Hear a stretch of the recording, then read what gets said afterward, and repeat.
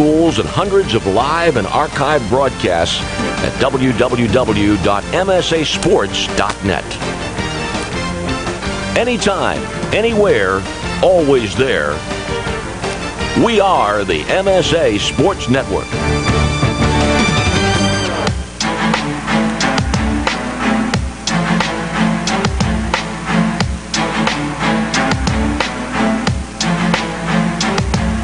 Welcome to exclusive coverage of the 2014 WPIAL football playoffs, only here on the Management Science Associates Sports Network.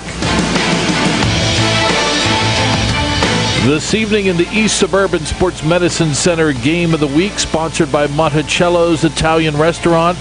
It's a Class Quad A semifinal contest as the undefeated Pine-Richland Rams take on the once-beaten McKeesport Tigers.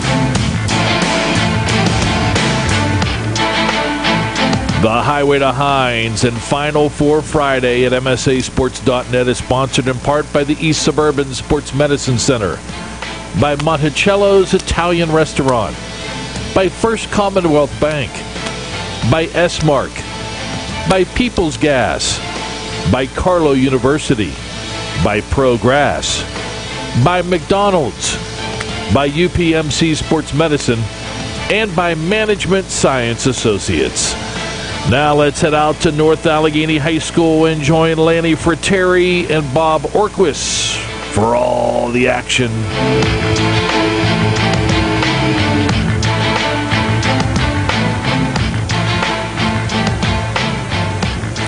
Hi, friends, and a very pleasant good evening tonight from North Allegheny, ready for the semifinal matchup.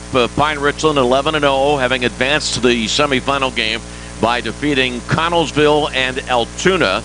And McKeesport 10-1 with playoff wins so far over Mount Lebanon and Plum. And Bob Orkwis alongside.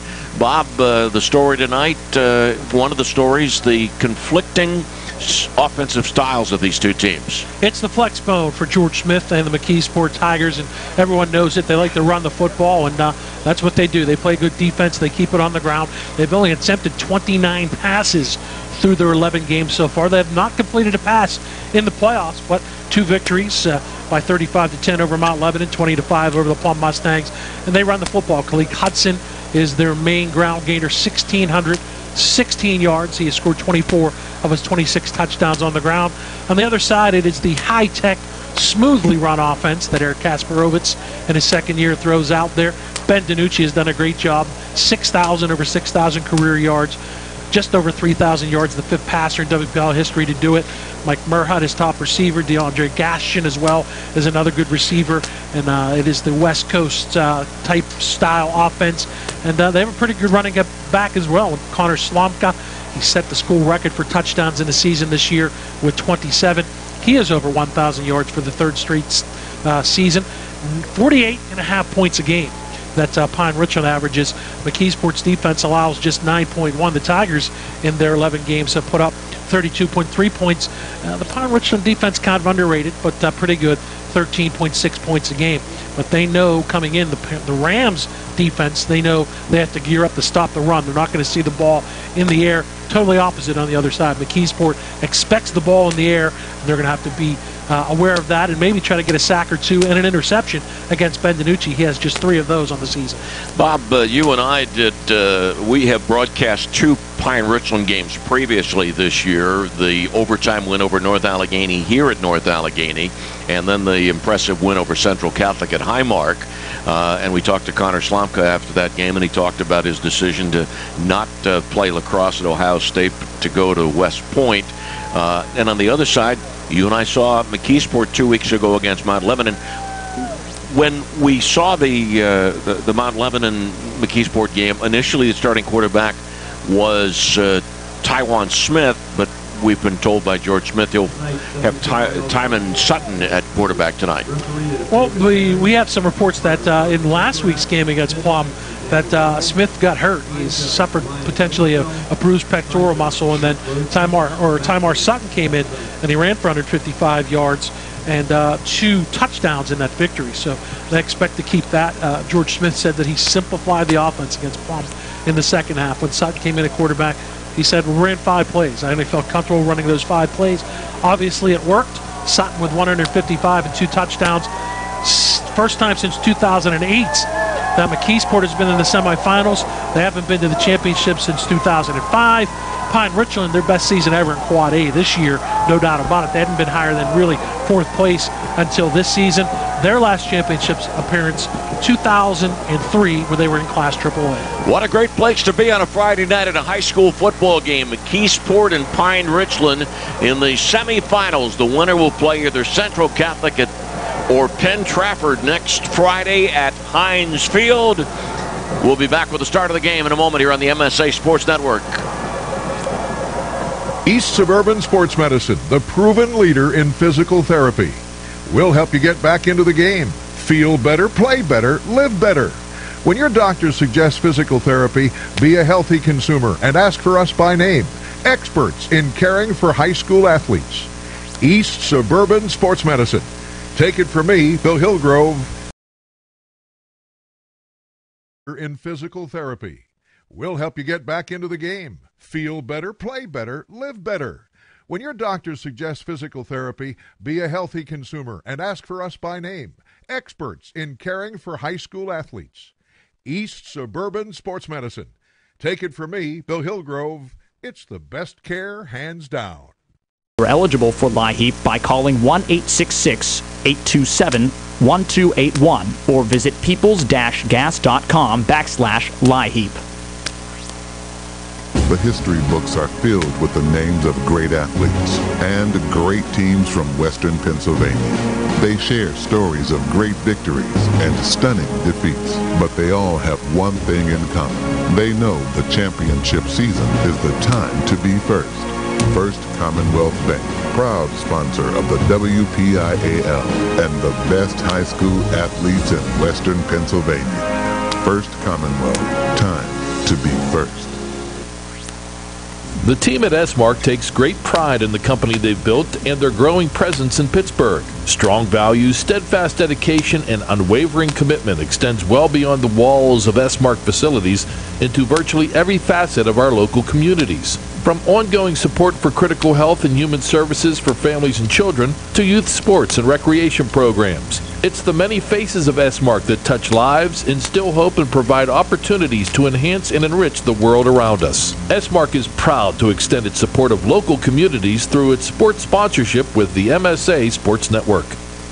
When looking to replace your athletic field, choose ProGrass, first in turf. ProGrass has installed over 500 fields in the U.S. Getting the best artificial turf for your field depends on both the product and the partner you choose. That's why architects, athletic directors, and players choose the ProGrass Performance System. ProGrass maintains an active presence in the synthetic turf industry as members of the Sports Turf Management Association and the American Sports Builder Association, and is proud to be recognized as the FIFA preferred manufacturer. Call ProGrass today, 866-270-6003, or visit them on the web at www.progressturf.com. ProGrass, first in turf.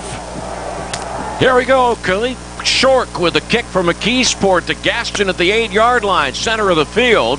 Gaston comes to the near side, outside the numbers, to the 25, to the 30. We're underway. And Pine-Richland will start offensively at the 30-yard line, quarterbacked by Ben DiNucci. Start will be the 29-yard line for Pine-Richland. Pine-Richland 11-0. McKeesport 10-1. The lone loss suffered by McKeesport this year to Penn Trafford. Here we go in the shotgun. Ben DiNucci, the quarterback. Handoff are kept by DiNucci on the far side after the, or rather, DeSlumka. Threw out flat pass quickly to Merhut. That's a pickup of 11. Out to the 40-yard line. First and 10 for Pine-Richland. Once again, the shotgun for DiNucci, and this time the handoff to Slumka, who dives forward to the 43-yard line for a gain of 3. Stopped by Tyron Bynum. Gain of 3, second down and 7. Just underway in this semifinal championship game at North Allegheny. Faking the handoff with a quick pass out to Everett on the near side. The tight end was flanked out to the right, and he's hit immediately. And stopped by Cromartie at the 44-yard line for a gain of 1. And it'll bring up 3rd down and 6 for Pine-Richland in the opening minute of the game. That hung up. Danucci coming to the long side of the field. He was fortunate McKeesport didn't come up and knock that away or pick it off. And an offside call as McKeesport was showing blitz. Dave Berry is the referee. And the call by David. Encroachment against McKeesport. That moves the ball to the 49-yard line. It'll be 3rd down and 1. Tonight's game is brought to you by East Suburban Sports Medicine Center. Play better, feel better, live better. At Monticello's Restaurant, we're so much more than pizza. Slupka off left tackle into McKeesport territory, and a 1st down for Pine-Richland to the 45-yard line of McKeesport. Well, it's a no-huddle offense tonight. It's in hyperdrive for Pine-Richland. They are getting it up there, getting it set, and getting it in play in a hurry. Danucci, play action fake, gets away from some defensive coverage. The ball's fumbled after the catch and recovered by Pine-Richland at the 35-yard line. Saving the day, Murhut was able to find the errant ball, saving it for Pine-Richland. 1st and 10 at the 34-yard line of McKeesport. No score yet, minute and a half in. Well, Gaston got stripped, and you're right, Murhut was Johnny on the spot. And Slumka gets the handoff, goes off the left side of the line, and gets to the 32-yard line for a gain of 2. It'll be 2nd down and 8. Gaston flanked out to the right side. 2nd down and 8 for Pine-Richland, starting this drive at the 29-yard line of Pine-Richland. 10:07 remaining in the first quarter. Slumka just to the left of shotgun quarterback Danucci. Faking the handoff and the pass to the far side. It's complete at the 31-yard line. A gain of a couple of yards on the play on the pass to Murhut. And Kalik Hudson made the tackle. Now down to the 29-yard line. 3rd down and 4. 3rd and 4 for Pine-Richland. Driving well. Opening drive of the game. Battaglia flanked out to the left side. Ball on the far hash marks. Danucci looks left, now comes to the right, and the pass to Murhut, who was cutting back over the middle, and Murhut is hit immediately for a minimal gain on the play, maybe a yard or so, and it will bring up 4th down, and the ball at the 27-yard line of McKeesport for Pine-Richland. 4th and 3 at the 27. 2 wideouts left, 3 to the right. Empty backfield. Early key play in the game and a 4th down play at the 27-yard line of McKeesport. And the pass is caught at the 21-yard line by Everett. And it is a 1st down for Pine-Richland. 8:46 remaining in the first quarter. No score, but Pine-Richland is on the move. That quick offense, 3 wideouts to the left, 2 to the right. Shotgun, empty backfield. Danucci fires near side. It is caught by Williams, who is spun out of bounds at the 17-yard line. And that's a gain of 4 yards, 2nd down and 6. 7 for 7 so far in the drive for Ben Danucci. 2nd down and 5. Now Williams moves from a wideout position to the backfield. Danucci's pass far side to Murhut. Murhut's got it. 5. And goes to the pylon. Close to a touchdown, but not in. Hudson got there just in time to force Murhut's left foot on the boundary at the 1-yard line. That's a 16-yard pickup. Murhut's 4th catch. And Pine-Richland 1st and goal at the McKeesport 1. Now Slumka had not been any rushes in with the ball 1st and goal at the 1-yard line. Danucci shotgun. Slumka gets the handoff. Touchdown, Pine-Richland. A 6-0 Rams lead. 8:19 left in the first quarter. Well, that's a pretty impressive 71-yard drive. 8 minutes, 19 seconds. So just 3 minutes, just over 3 minutes of possession time. And what a frenetic pace by the Rams to drive it down the field. And Potnick with the extra point out of the Danucci hold.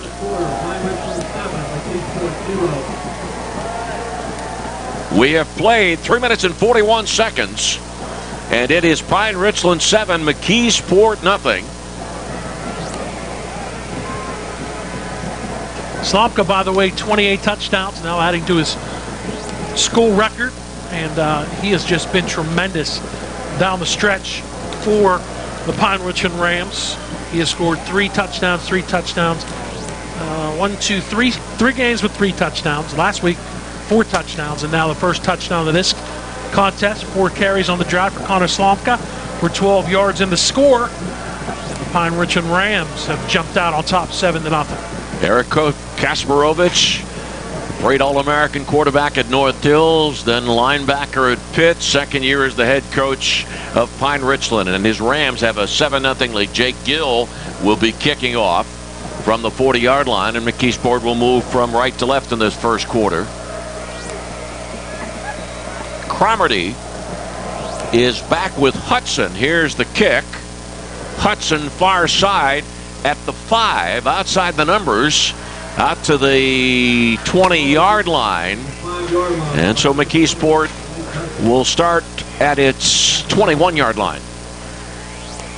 Don't expect what you just saw in the opening drive here, because McKeesport will be much more deliberate. They'll keep it on the ground. And they'll run that flex bone. That's what they do. So they'll look to answer, whereas Pine-Richland surgically moves down the field. McKeesport looks for big plays, but all of it via the run game. Sutton, the quarterback. And under center. First offensive play of the night. And the handoff straight ahead and a gain of a yard on the play. Flag is down. And a flag on the play. Personal foul against Pine-Richland. 8:08 remaining in the first quarter. It is 7-0 Pine-Richland. And the ball moved to the 37-yard line of McKeesport. 1st and 10.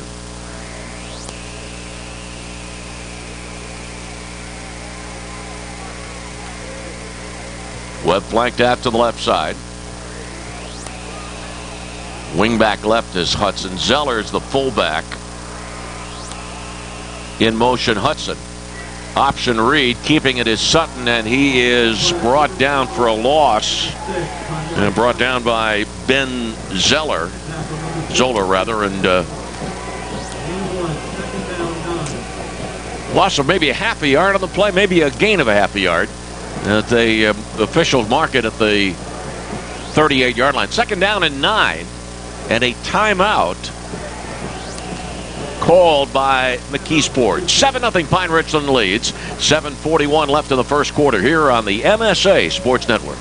Life is about having the confidence to know you can do anything, right? I get that at Carlo. I graduated with top awards, but beyond the classroom, Carlo helped me learn a lot about myself. Carlo brings out the best in you. I know I'm going to be a fantastic nurse.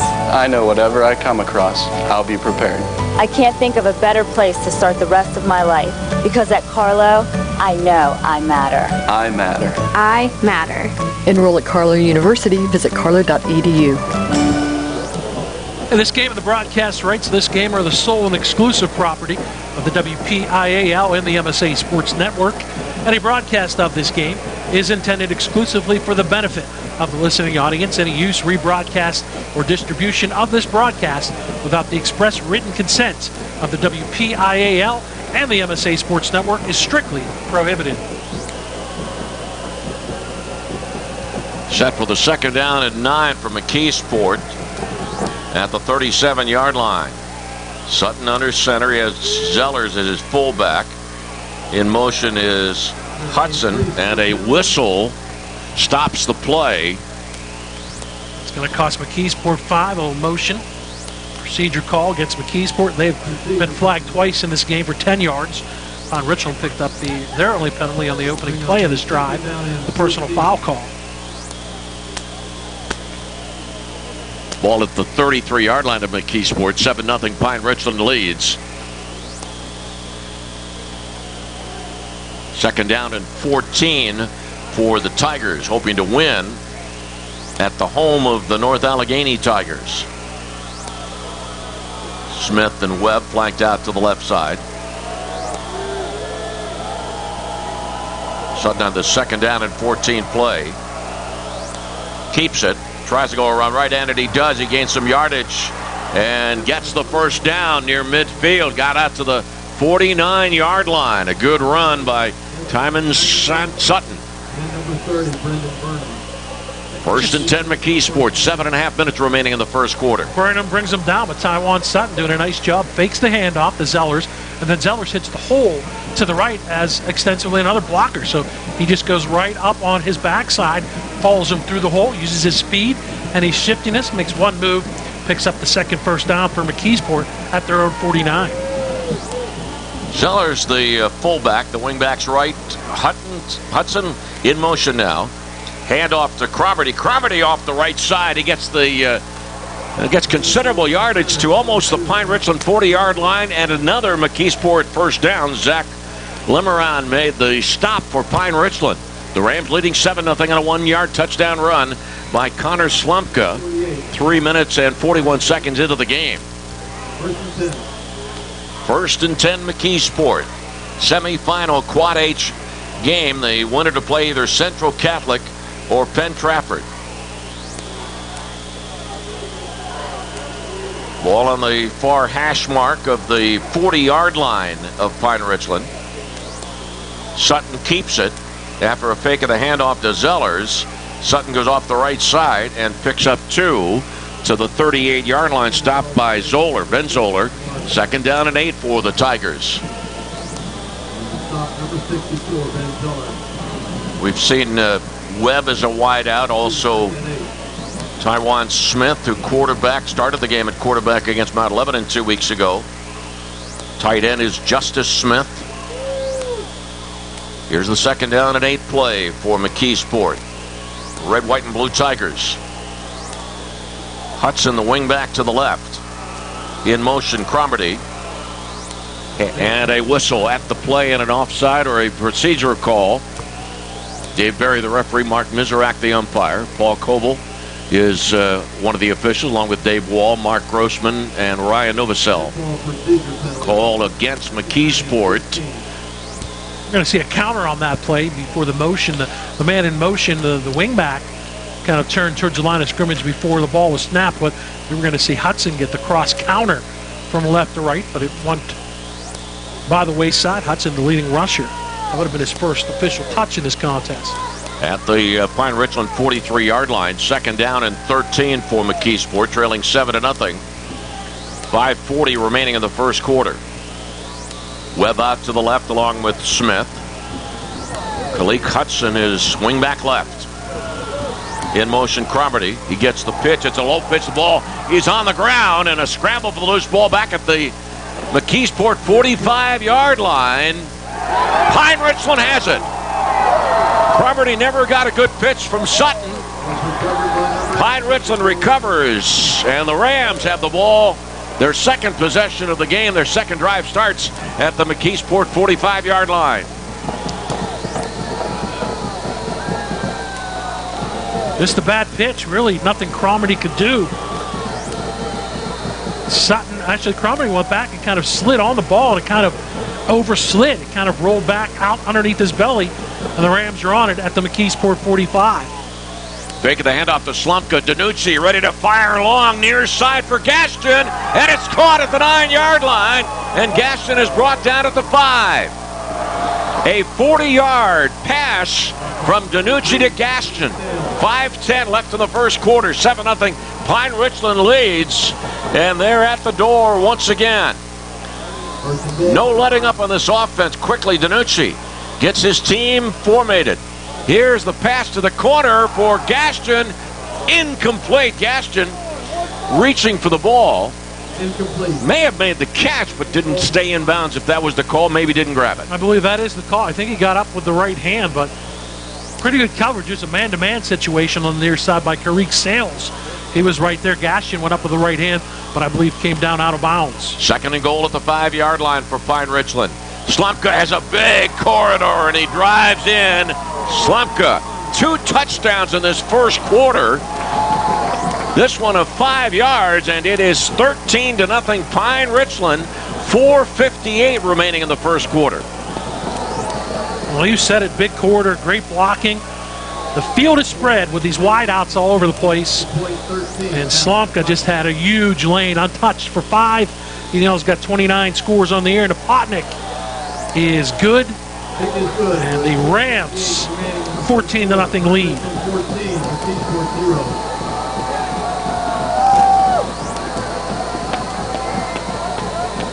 This is a great start to Pine-Richland. Keep in mind that on their initial drive, they almost turned it over. Fortunately, Murhat recovered a fumble by Gaston. That kept it alive. Slumka capped that drive, 12 plays off for a touchdown. This time just 3 plays to go the distance after the fumble. Slumka has a pair of scores. It's 14-0 coming up at halftime. The MSA Sports Halftime Show. Don Rebel, Mike White from the Pittsburgh Post-Gazette. We look ahead to the PIAA football playoffs. The road to Hershey. That's the halftime show here on the MSA Sports Network. George Smith, the head coach of McKeesport, resigned after the 2009 season. This is his second year back, and in the 2 years since returning to lead the Tigers, George is 20-2. Both of the losses to Penn Trafford, one this year in the regular season, the other one in the playoffs last year. Here is Gill's kick. Far side, and a flag thrown by the referee, and play will be stopped. Delay of game penalty. Penalty against Pine-Richland.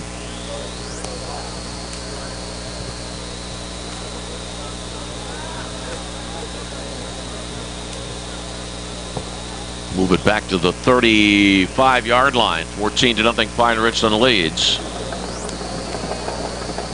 Cromartie and Sales are deep for McKeesport. And now Napotnik is in to kick.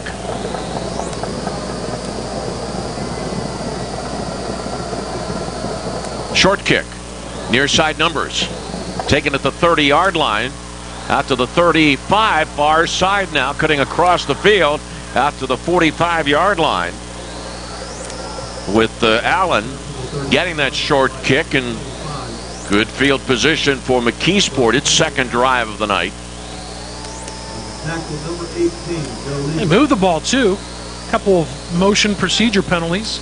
Kind of derailed a little bit their drive. And of course the bad pitch, which turned into the turnover. But you mentioned it, a good start now after the short kick at the 46-yard, then their own 46-yard line. And McKeesport in its first drive was the beneficiary of a personal foul call against Pine-Richland. Allen's in there as the wing back to the left. Sutton under center. Sutton's going to throw, or attempt to. No, he's not going to be given the opportunity, as he is brought down at the 39-yard line. Contact made by 73, Matthew Hampson. Gons there on the stop along with Hampson. Also Lieberman there. Second down and 17. Ball back at the 39-yard line. Second down and 17 for McKeesport. 4:21 remaining in the first quarter.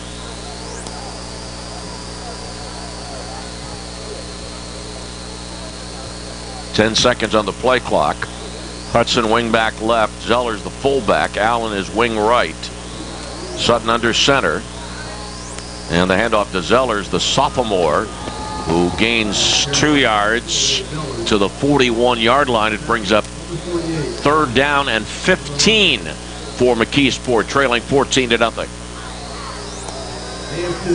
Third down, 15. It was Lemarand who made the stop. Zellers hasn't seen a lot of carries in the regular season. Had one big game, but kind of a different look with McKeesport with some injuries. So he's gotten several carries in this contest already. Same wishbone set. Hudson in motion. And Sutton keeps it and picks up a yard on the play. You could see on that defensive charge by Pine-Richland, they're keying on Hudson, trying to keep the ball away from him. Sutton keeps it, gains a yard to the 42, and it's 4th down and 14. And ready to punt is McKeesport. Williams back deep for Pine-Richland.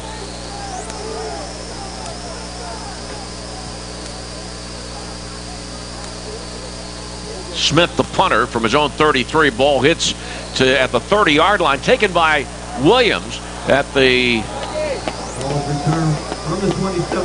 27. Murhut, I'm sorry, got the punt and carries it out to the 33-yard line, ready for Pine-Richland's 3rd drive of the night.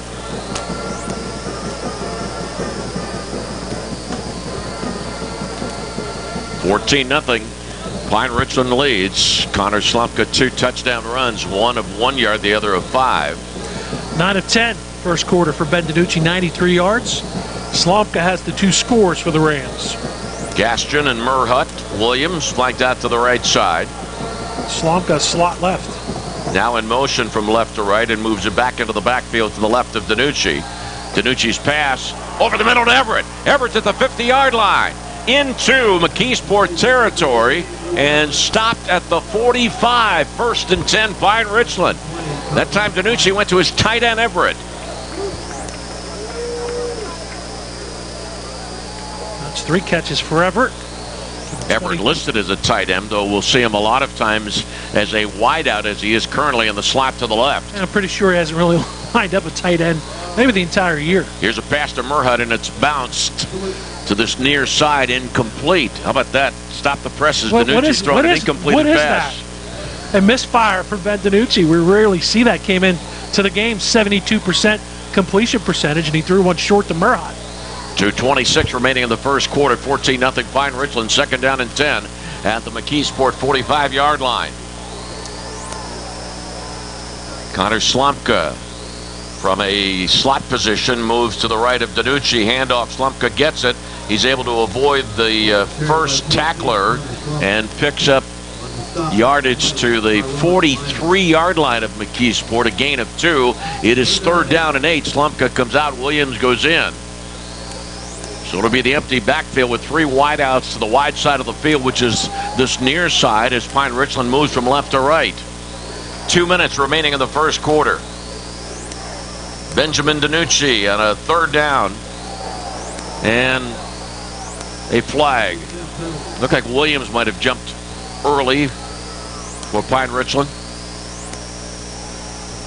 We're used to going at this pace. So when DiNucci fakes once and then looks to the sideline, comes up again and fakes again, then looks back to the sideline. A little antsy out there in the wing was Ernest Williams. 3rd down and 13 at the slot to the left. 3rd down and 13 at the 48-yard line. Once again, empty backfield. DiNucci looks to the right now, goes back to the left side. Caught at the 46-yard line. And again to the 39-yard line. Battaglia made the grab. Gets to the 39, and it is 4th down and 4 for Pine-Richland. 1:25 remaining in the first quarter. Pine-Richland leads 14-0. Slumpka in the backfield with DiNucci on the 4th and 4.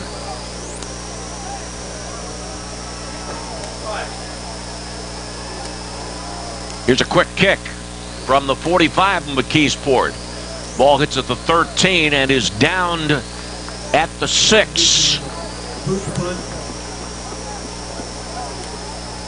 See that in the pregame warmups too. DiNucci, who's also the holder, takes some of the snaps and just one step, and even in the pregame warmups. The pooch kick, the quick kick, practices that in the pregame just with the one step. At the McKeesport 13-yard line. First down and 10 for the Tigers, trailing 14-0, 1:02 left in period number 1. Cromartie is the wing back to the left, Hudson to the right with Zellers the fullback, and Sutton under center. Sutton keeps it, tries to go around the right end, and is stopped by Everett at the 15-yard line. There's a gain of 2 on the play. Second down and 8, 47 seconds remaining in the first quarter. Also Nick Bird with some underneath help on the tackle. The senior at 5'10", 200 pounds. Again, keying on Hudson, so we haven't seen any touches. It's been all Sutton. McKeesport knows that they're keying on Khalid Hudson, and the Tigers keeping it in the hands of Sutton, who had the big game last week in the victory over the Plum Mustangs. Hudson, the wing back to the right, in motion. Sutton gets the opening to the left, and he's off and running. 25, 30, 40, midfield. 40, 30, 20, 10. Touchdown Sutton.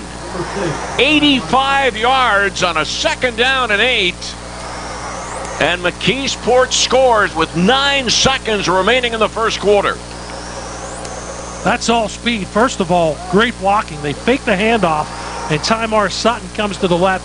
There was a huge hole, and then it just became a sprint to the end zone. 85 yards for Tymar Sutton, his 9th rushing touchdown on the season. The 85-yarder, his longest in 2014.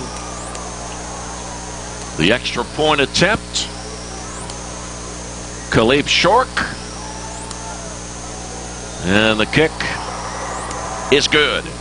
9 seconds remaining in the first quarter. It is now Pine-Richland 14, McKeesport 7. It's a huge play for McKeesport, looking to go into the second quarter with really no momentum and almost backed up against inside your own 20, but Tymar Sutton changes that with a great speed. Again, the fake, and when he came to the near side to his left, there was just a great big hole, and with that speed, there was no chance to catch him, and that's a big answer for McKeesport. And they're on the board for the first time in this contest.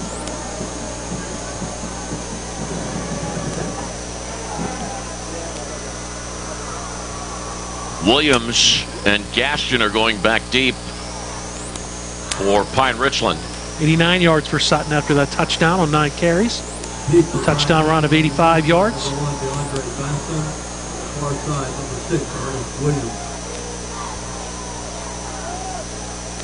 Awaiting Khalib Shork's kick from the 40-yard line. 14-7, Pine-Richland leads. Slumka 2 touchdown runs for the Rams, and the Sutton touchdown for McKeesport.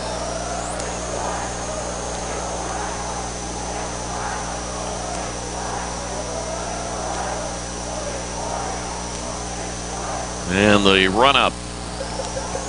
Ball bouncing to the near side.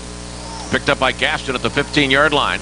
He cuts up the numbers, 30, 40, 45. Still on his feet, and a fumble recovered by McKeesport. No, it's ruled in favor of Pine-Richland, claiming that Gaston was down at the 48-yard line of McKeesport. On the tackle, number 15, J1 Shears. The second time that Pine-Richland has begun a drive in McKeesport territory. First and 10, 1 second remaining in the quarter. Murhut goes out to the left side along with Battaglia and Everett. For other teams, 1 second is nothing. For Pine-Richland, that's almost an eternity. Empty backfield with the 3 wideouts left, 2 to the right. Danucci looks right, gets away from pressure, running to his left, running for the far sideline, and coming down at the 45-yard line for a gain of 3. And that's the end of the first quarter. Pine-Richland 14, McKeesport 7 at the end of 1. It's the East Suburban Sports Medicine Center WPIAL Playoff Game of the Week, presented by Monticello's Restaurant, here on the MSA Sports Network. Monticello's Italian Restaurant has been serving the Pittsburgh community for over 34 years. With over 5 northern locations, there is one near you. Monticello's has been named the best pizza, best hoagies, and best Italian restaurant by the Tribune Review for 3 years in a row. Stop in at any Monticello's restaurant before or after your high school football game and mention that you heard us right here on the MSA Sports Network to receive a large traditional cheese pizza and 4 soft drinks for $12.99. For the complete menu and additional information, go to www.monticellos.com. Monticello's a Pittsburgh favorite. Energy assistance is available for people's customers this winter. LIHEAP, the Low-Income Home Energy Assistance Program, provides grants to help pay winter heating bills. These grants are not loans and do not need to be paid back. Funding is limited this winter, so it is important to apply for LIHEAP now. Learn more about how a LIHEAP grant can help you or someone you know. Find out if you're eligible for LIHEAP by calling 1-866-827-1281 or visit peoples-gas.com/LIHEAP. Second down at 8 as we start the second quarter.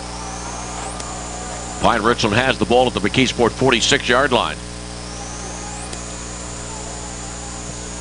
Murhut in motion. Handoff. Slumka is rudely met near the line of scrimmage. And that brings up third down and 8 for Pine-Richland. 14-7, Pine-Richland leads. Danucci in the shotgun with Slumka just to his left. Once again, Murhut in motion. And a flag at the snap. Dave Berry, the referee, indicates that it's a procedure call against Pine-Richland. Moving the ball back into Pine-Richland territory to the Pine-Richland 49-yard line. Third down and 13 for the Rams. Murhut, Everett, and Gaston are the wideouts to the left. Battaglia to the right, rather. Battaglia to the left. 10 seconds on the play clock. Down to 5. In motion, Murhut. Danucci, swing pass, Murhut on the near side outside the numbers, and Murhut is able to pick up just a few yards. Gets to the 49-yard line, stopped by Allen, and it is 4th down and 11 for Pine-Richland. 4th down and 11. Watch and see if we get that quick kick again from Danucci on the 4th and 11 play. 10:43 remaining in the second quarter. Nobody back deep. Now a McKeesport player drops back, and Danucci does punt it away. Ball hits at the 15-yard line. And the ball will be down by Gaston at the 6. Second Pine-Richland punt of the game.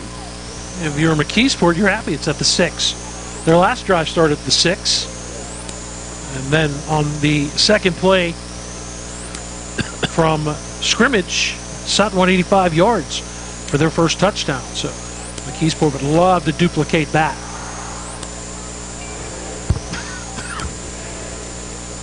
.27 remaining in the second quarter. Slumka 2 touchdown runs for Pine-Richland, and Sutton 85-yard touchdown run for McKeesport.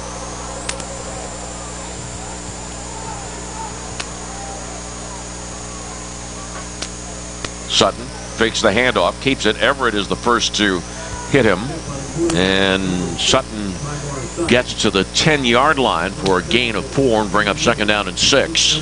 The game opposite of this one is Pittsburgh Central Catholic and Penn Trafford. That's the 2-3 matchup, 14-14. Late in the first quarter, the Warriors and the Vikings all tied up. That game at Norwood High School. Central Catholic losing to Pine-Richland during the regular season at Highmark Stadium, a convincing Pine-Richland win. Zeller's the fullback in this wishbone offense, and Zeller gets the call off left guard and carries the ball to the 12-yard line. That's a pickup of 2, stopped by Gons. And now third down and 4. 3rd and 4 for McKeesport. 9:33 remaining in the second quarter. 14-7, Pine-Richland leads.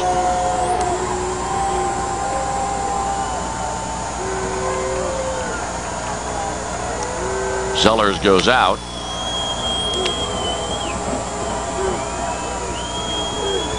Hudson in the fullback spot.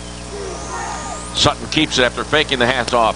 Sutton's got running room outside to the far side outside the numbers and is bounced out of bounds at the 33-yard line. A first down. Brendan Burnham was there defensively for Pine-Richland. Sutton another important run for McKeesport. 1st and 10 at the McKeesport 33-yard line. Sutton another impressive run using that speed. Fakes the handoff to the inside and then goes around the left end.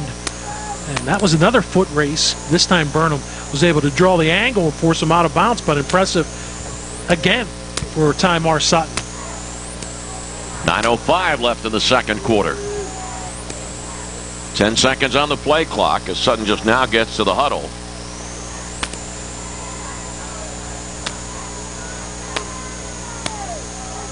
Hand off to Sales. Sales off the left tackle, off the left side of the line. Gets to the 35-yard line for a gain of 2 and bring up 2nd down and 8. Ball carrier was number 23, Tyrese Sales. On the tackle, 64, Ben Teller. 2nd and 8. A little easier trip for Pine-Richland coming down Interstate 79. McKeesport taking the turnpike to 79 and then coming down south on 79 to get to North Allegheny High School. 2nd down and 8. Tight end Justice Smith to the left. Zellers back in at fullback. Sutton keeps it. Dives off the left side after faking the handoff to Zellers. The ball carried to the 37-yard line. Bird made the tackle for Pine-Richland, and it is 3rd down and 6 for McKeesport. 8:08 left in the first half. 14-7 Pine-Richland leads. Tonight's game brought to you by Suburban Sports Medicine Center. Feel better, play better, live better, and also by Monticello's Restaurants. We are so much more than pizza. Webb flanked out to the right side. Hudson, not a factor so far. Kalik Hudson, the wing back to the right side. Sutton, quick drop and a pass over the middle, and it is incomplete. Intended for Hudson in the North Allegheny logo. Hudson had it too, right at midfield. I'm not sure if when the defensive back came over, he was able to separate the ball. I believe it was Murhat who came over, knocked it away. So McKeesport, 2 pass attempts. The first one, a sack. This one, an incompletion. And the Tigers have still yet to complete a pass in these playoffs. Now Smith punting from the 27-yard line. Murhat, fair catch at the 38, ready for Pine-Richland's 5th drive of the night. The McKeesport's had the ball 4 times, fumbling once, scoring a touchdown and punting twice. 38-yard line for Pine-Richland, leading 14-7. 7:32 remaining in the first half.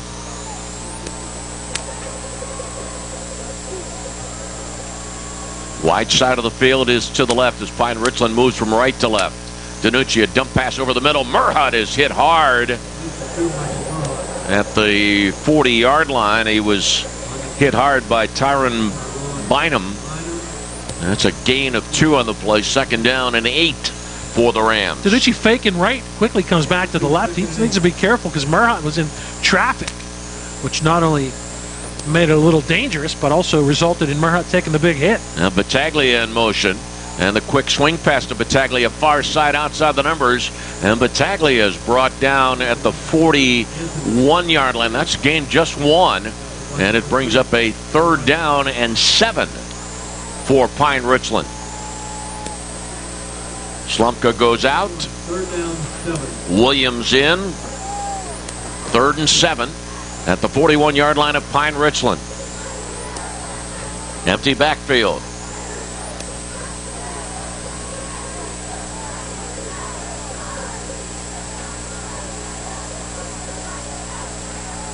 Here's the snap. Near side pass caught by Murhat at the 47-yard line. He gets into McKeesport territory. 1st and 10, Pine-Richland. 48-yard line of McKeesport. 6:17 left in the half. 14-7, Pine-Richland leads McKeesport. 7th reception of the game for Michael Murhut. He's the leading top target. Came in with 61 catches. And Danucci's pass complete at the 40-yard line to Everett. Everett refuses to go down. Everett picks up 2 or 3 more yards after making the catch out of sheer determination. Got to the 35-yard line of McKeesport, and it is a first down.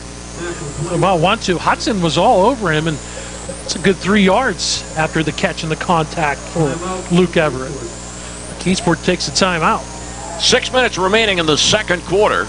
14-7, Pine-Richland leads. It's the East Suburban Sports Medicine Center WPIAL Playoff Game of the Week, presented by Monticello's Restaurants, here on the MSA Sports Network.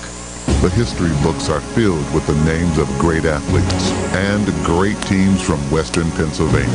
They share stories of great victories and stunning defeats, but they all have one thing in common. They know the championship season is the time to be first. First Commonwealth Bank, proud sponsor of the WPIAL and the best high school athletes in Western Pennsylvania. First Commonwealth, time to be first. MSA Sports is proud to be working with Project Irreplaceable. Project Irreplaceable is a community service initiative to raise awareness of the value of early detection of breast cancer. It asks students to let the important women in their lives know how irreplaceable they are. They should remind some females that they should take a few minutes to do a self-exam. Learn more about this important, life-changing initiative. Click the Project Irreplaceable graphic on our website or go to their website, www.projectirreplaceable.com. Ball at the 36-yard line of McKeesport. Slumka gets the handoff and goes off right guard and is able to pick up 3 yards to the 33 of McKeesport. It will be second down and 7 for Pine-Richland. Second and 8.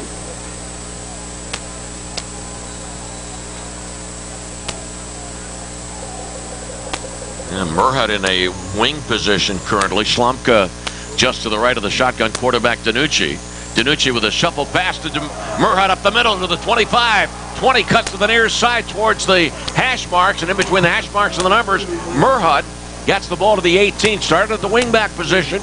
Got a little flip from an underhand flip from Danucci, and it's a first down for Pine-Richland at the McKeesport 18-yard line. You get your ball to your playmakers any way you can. That time they brought him inside. The shuffle pass works. Murhut, nice run after the catch. Danucci's pass, it is incomplete. Intended for Murhut on the far side around the 13-yard line. Hudson on the coverage, and Hudson jumped the route. We do get a flag on the play. 5:15 remaining, and the penalty is against McKeesport. Too many men? 12.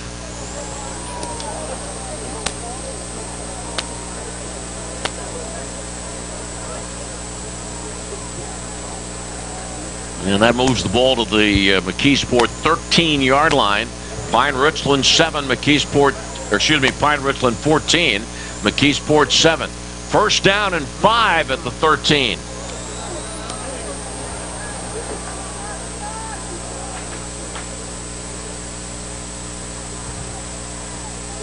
Three wideouts to the right, one to the left.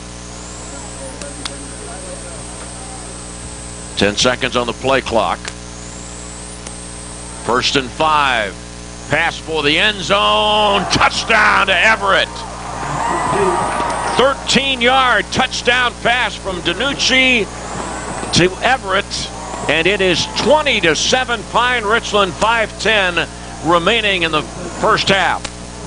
Just the second touchdown reception on the year for Luke Everett, but there was a short receiver underneath, and then the backside receiver in the far side of the end zone was Luke Everett.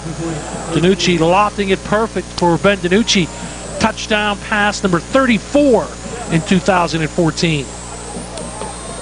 Napotnik the kick from the Danucci hold. It is good.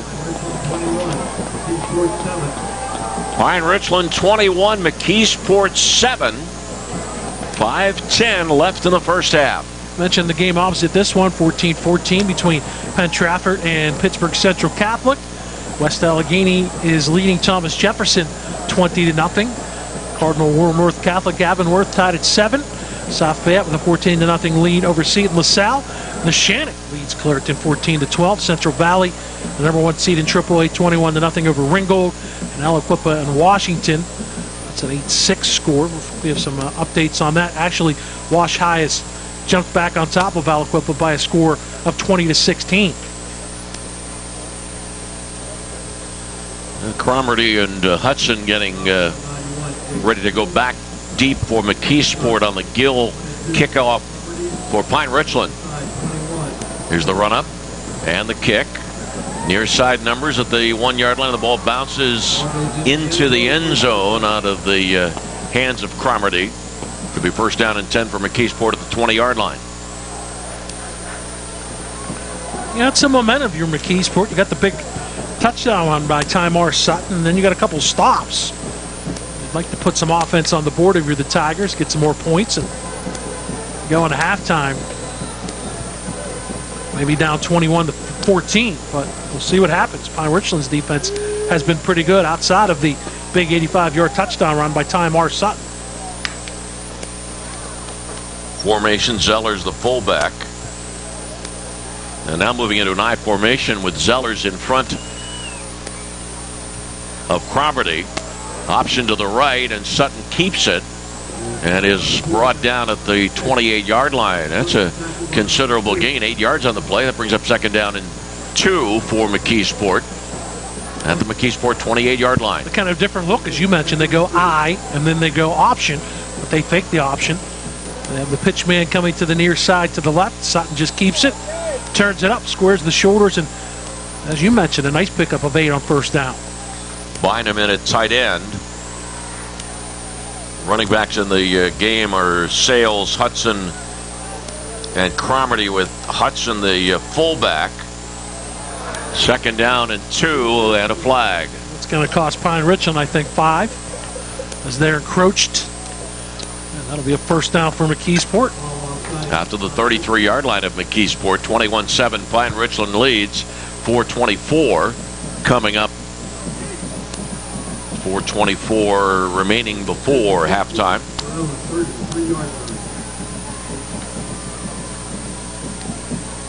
All right, first down and 10. Close set. No wideouts for McKeesport. Handoff. Hudson busts through, gets the first down, and fights his way, trying to get to midfield, and is brought down at the McKeesport 49-yard line. It's pretty impressive on the first carry by Kalik Hudson.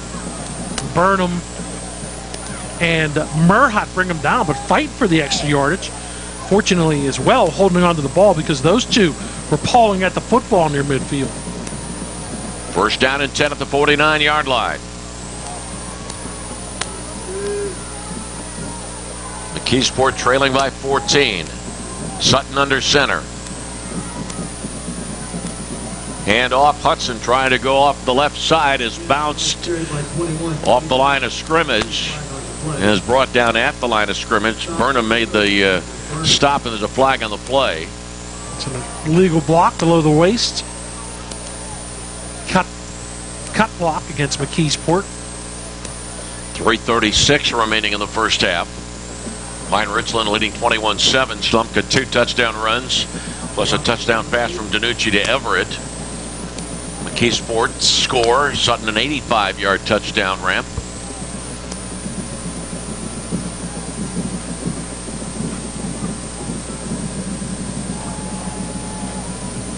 And the ball coming back to the McKeesport 34-yard line. It is first down and 25 for the Tigers. First down, 25.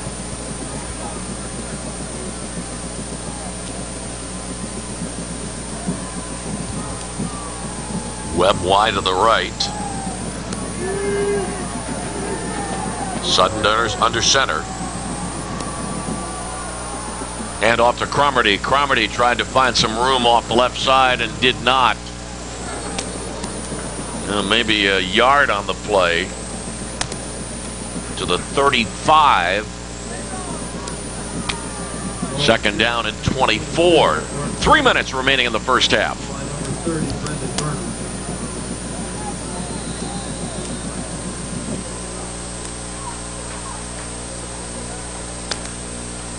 Taiwan Smith flanked out to the right side, former quarterback. And Webb flanked to the left on this second down and 24. The pitch, far side, Cromedy, 40, midfield, into Pine-Richland territory. Cuts it back to the near side, comes to the 35, 30, 20, and brought out of bounds, thrown out of bounds at the 16, and a flag at the end of the play. Battaglia took him down, but near the helmet. Not sure it's a face mask or a horse collar. That's a big run on the pitch to the right for Mark Cromarty. Went wide left and then cut it back to the right, out of bounds on the near side at the 16-yard line, but then the flag and the assessment forthcoming. It's 49 yards, and the personal foul will be half the distance on the face mask. 2:21 remaining in the half. That'll set up McKeesport. First and 10, first and goal, I should say, at the Pine-Richland 8-yard line.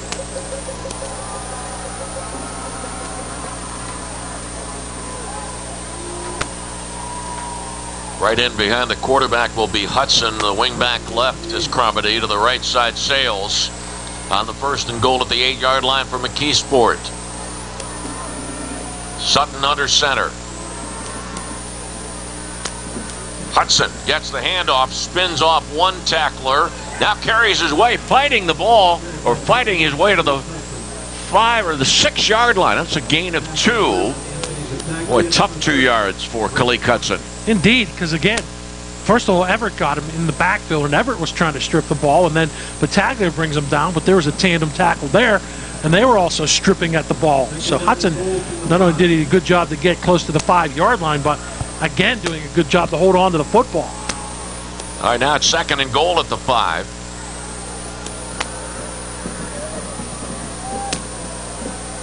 In motion is Sales. He gets the pitch, fumbles the pitch, and is trying to fall on it. A scramble for the loose ball around the 17 or 18-yard line. McKeesport got it back. Coming back to fall on it for McKeesport. Yep, you got it, Dion Webb. Way back at the 18. That's a loss of 13. So it's third and goal at the 19-yard line. Third and goal at the 19 for McKeesport. Well, we saw one fumble earlier, which turnover resulted in a score for Pine-Richland. This one is a big-time complexion changer on this drive. Pine-Richland is going to take a timeout with 1:03 to go before halftime. You're looking, even if the pitch fails, you're still inside the 10-yard line, but it's fumbled and it's kicked around and it's all the way back at the 19. So third and goal from the 19 for McKeesport. Pine-Richland at 11-0 this year, defeating Connellsville and Altoona in the first 2 rounds of the playoffs. McKeesport 10-1, down Mount Lebanon in the first round, and then defeated Plum last week. MSA Sports halftime show today. We will focus, right now we're focusing on the highway to Hines, but focus will switch to the road to Hershey. Don Rebel from MSA Sports, Mike White from the Pittsburgh Post-Gazette. We'll talk about the PIAA State Football Playoffs. Pine-Richland, 1 game away from going back to Hines Field. 2 Pine-Richland teams, by the way, this fall competed in the WPIAL Finals, the Pine-Richland boys golf team and the Pine-Richland Field Hockey Club. The golf team lost to Peters, and the Field Hockey Club lost to North Allegheny. All right, 1:03 left in the half. Pine-Richland 21, McKeesport 7. It is third down and goal at the Pine-Richland 19-yard line. Update from the other Quad A semifinal. Halfway through the second quarter, Pittsburgh Central Catholic leading Penn Trafford 21-20. Now Kalik Hudson is the wing back to the left. Zeller's right in behind quarterback Sutton, who works under center. Pitch to Hudson. Hudson outside to the 15 and brought down at the 14-yard line. It'll be fourth and goal at the 14. 53 seconds remaining in the half. Shork has hit a 34-yard field goal. If I'm McKeesport, I may think about trying to kick with Caleb Shork, because Penn Trafford, or Pine-Richland, takes their second time out. Well, Pine-Richland, 2003, won the AAA title game, defeating Thomas Jefferson. The year before, Pine-Richland had lost in the championship game to Hopewell. And remember that Pine-Richland moved to Quad A in 2008. Eric Kasparovich, the head coach of Pine-Richland, a star at North Hills, quarterback the North Hills football team to a WPIAL and state championship. State and WPIAL titles for North Hills that year in 1993. And hoping to coach the Pine-Richland team to Heinz Field. Move them on to Heinz Field for the game, the second of 4 next Friday at Heinz. 50 seconds remaining in the half on a 4th and goal. Ball at the Pine-Richland 14 for McKeesport. Hudson wing back left. Cromartie to the right. Zellers in fullback mode. Cromartie in motion. Sutton option left. Sutton looks like he wants to throw, and he does fire for the end zone, and it is intercepted. Picked off at the goal line by Brendan Burnham. Burnham, who was injured the last time we saw Pine-Richland play, and it is Pine-Richland's ball with 43 seconds remaining at the half at the Pine-Richland 2-yard line.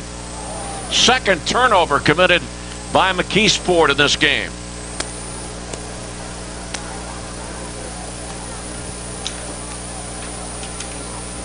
(21-7) Pine-Richland leads.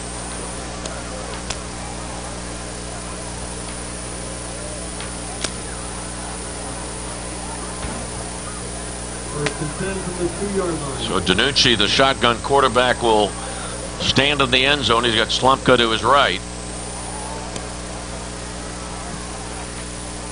Slumpka gets the handoff straight ahead out to the 10, out to the 15. That gives Pine-Richland some room. 37 seconds remaining in the half. Out from the 2-yard line to the 15. Also may give him a chance to try to maybe put one vertical here. 32 seconds left in the half.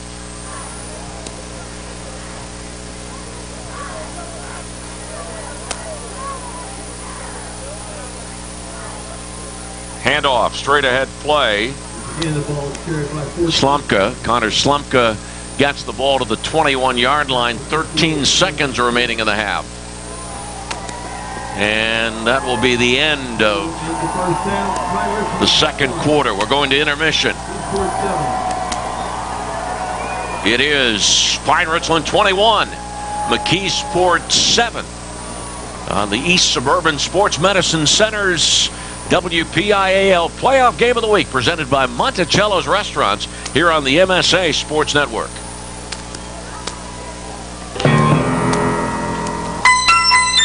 The exits will soon be closed as 8 teams have survived and gone the distance on the highway to Heinz.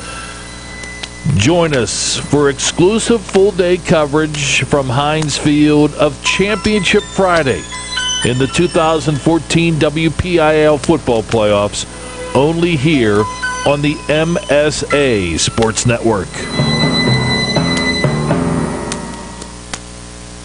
Life is about having the confidence to know you can do anything right. I get that at Carlo.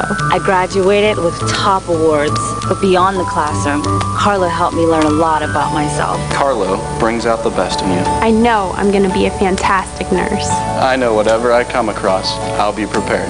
I can't think of a better place to start the rest of my life, because at Carlo, I know I matter. I matter. I matter. Enroll at Carlo University. Visit carlo.edu.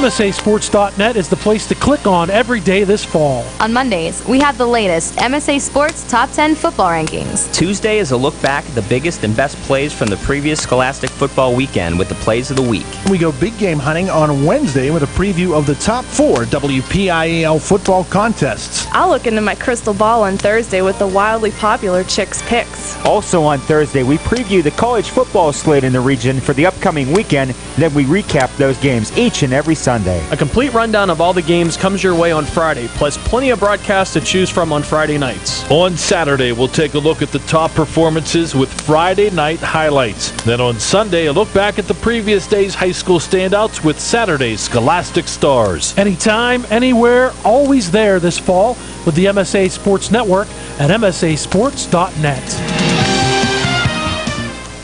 Halftime at North Allegheny, the semifinals Quad A, and Pine-Richland leads 21-7 over McKeesport. Tonight's game is brought to you by East Suburban Sports Medicine Center. Feel better, play better, live better. And by Monticello's Restaurants. We're so much more than pizza. Here is the scoring summary. 3 minutes and 41 seconds into the game, Connor Slumka scored a 1-yard touchdown for Pine-Richland. Adam Napotnik the extra point, 7-0 Pine-Richland. And then 3.5 minutes later, Slumka 5-yard touchdown run for the Rams. Napotnik the extra point, 14-0 in favor of Pine-Richland. But McKeesport was able to get on the board in the closing seconds of the first quarter. Quarterback Sutton, an 85-yard touchdown run. Khalif Short the extra point. It was 14-7 Pine-Richland at the end of one quarter. And then with 5:10 remaining in the second quarter, Ben DiNucci threw a touchdown pass to Adam Everett, a 13-yarder. Novotnik the extra point, 21-7 Pine-Richland, and that is the halftime score. Pine-Richland had the ball 6 times during the first half, 3 touchdowns, 2 punts, and then the end of the first half. McKeesport had the ball 5 times, 1 touchdown, 2 turnovers, and 2 punts, and McKeesport gets the ball for the start of the third quarter. I think the Tigers would like to have that last drive back where they threw the pitch to the left side to Sales, and it misfired. Fortunately, they kept possession, but that changed the complexion of the drives. So instead of getting a touchdown or even a field goal, they go in trailing 21-7.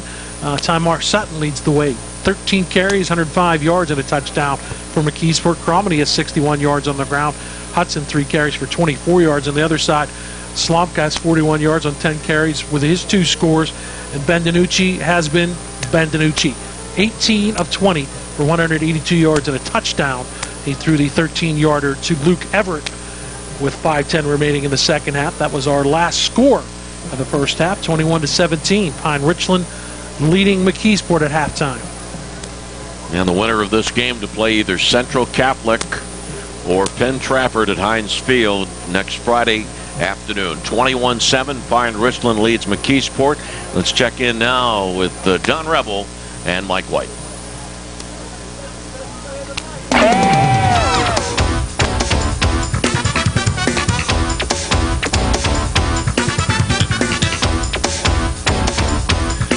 It is the Week 12 edition of the halftime show here on the MSA Sports Network. I'm Don Rebel, joined by Mike White of the Pittsburgh Post-Gazette. We are on Final Four weekend. Final Four Friday on the highway to Hines. As we always do for our final show, we look ahead to the road to Hershey. For the state playoffs. The state playoffs. Speaking of the road, it was a little rough ride over here on the chopper. From the game I'm at. That's right. That's how Thomas Jefferson, West Allegheny. That chopper's held up well this year. It is. I can still hear it. Can you hear it outside a little bit? It's waiting, right? Yeah. Okay. Go. Hey, well, I'll be right out. Wait, close that door. There you go. There we go. Talking state playoffs. The walls of Jericho falling come on, down. I got to get back to my game. Focus. This will be the 27th year of the state playoffs, Don. The first year was 1988. And before I get to break it down into each class, you might have a chance, teams to watch. Break it down overall. The WPIAL has done well. They've by far the most state championships of any district in the state. They should. They're the biggest district. They have 36 state titles. That means 34% of state championships have been won by the WPIAL. Where do they own the most? Single A. 12 of them. Quad A. Made a resurgence after a dry spell. Won 6 in 10 years, past 10 years. Won 11 overall in quad, 7 in double, 6 in triple. This year, who the teams of our WPIAL champs might see? I shouldn't say our. The WPIAL champs. They're not ours. They're not ours. We carry the District 7 banner. Let's start in single A. WPIAL has won 5 in a row, 4 by Claret, and I say there's a very, very good chance they'll make it 6 over in the West outside of the WPIAL. Best team could be Bishop Guilfoyle from District 6. They're undefeated. Blairsville also undefeated. I don't know if there's anyone else, though, that appears to be overly strong, and I don't think those two teams are great. But you got to look at them. Over in the East, Old Fords and South Williamsport. South Williamsport is our Post-Gazette number 3 team. Old Fords number 5. South Williamsport, pretty good program year after year, pretty good. AA, we won last year. WPIAL South Fayette, first time since Jeanette in 2007. I think there are some strong teams in the WPIAL this year. I don't think we're a shoe-in to win it. I think we have a decent chance of winning it, though. The big story, though, Don, outside of WPIAL, teams moving up, teams moving down. Okay. Teams moving down, Slippery Rock, the Rockets, came down from AAA. They've had 2 of the best years ever in their history of the undefeated. School. Yeah, they're in AA, they're undefeated. Teams moving up, Southern Columbia. Ooh. They always were in Class A, right? Now they are in AA. They were a Class A power for years. They went to the Class A title game 11 of 12 years at one point. Now they moved up this year, and they're undefeated. I don't know Coach how Roth good they still are. over there? Yeah, he's still there. Wow. He's still there. I think, I don't know, that will be interesting to see how they do in AA. I think they're good. I don't think they're maybe tremendous. This side of the state, I mentioned Slippery Rock, Karn City. They've been in state playoffs numerous times. They only have 1 loss this year. Mont Union's undefeated. Over in the East, watch out for Berks Catholic. That's a newer school, a couple of years old, a merger of Reading Holy Name and Reading Central Catholic, and also North Schuylkill. AAA and Quad A when we return to the halftime show here on the MSA Sports Network. If you miss the McRib, like the Mojave Desert misses a tropical storm, like a college student misses mom doing laundry, like a hockey player misses his front teeth, like a boy band member misses his dignity, and like a guy with a mullet misses the 80s. Later, dude. Then we've got good news for you. The McRib sandwich is back at McDonald's. Back together again. With its epic sauciness and topped with pickles and slivered onions. For a limited time, prices and participation may vary. Will you keep me warm this winter? Will you keep my heart out of the cold? Wrap me in your arms when I shiver. Will you keep me warm this winter? We'll keep you warm this winter with a handcrafted white chocolate delight from McCafe. Sip the new white chocolate latte, dip into the whipped cream of a white chocolate mocha, or curl up with the new white hot chocolate. You'll be loving this winter with McCafe. At participating McDonald's for a limited time. When looking to replace your athletic field, choose ProGrass, first in turf. ProGrass has installed over 500 fields in the U.S. Getting the best artificial turf for your field depends on both the product and the partner you choose. That's why architects, athletic directors, and players choose the ProGrass Performance System. ProGrass maintains an active presence in the synthetic turf industry as members of the Sports Turf Management Association and the American Sports Builder Association, and is proud to be recognized as the FIFA preferred manufacturer. Call ProGrass today, 866-270-6003, or visit them on the web at www.progressturf.com. ProGrass, first in turf. The history books are filled with the names of great athletes and great teams from Western Pennsylvania. They share stories of great victories and stunning defeats, but they all have one thing in common. They know the championship season is the time to be first. First Commonwealth Bank, proud sponsor of the WPIAL and the best high school athletes in Western Pennsylvania. First Commonwealth, time to be first.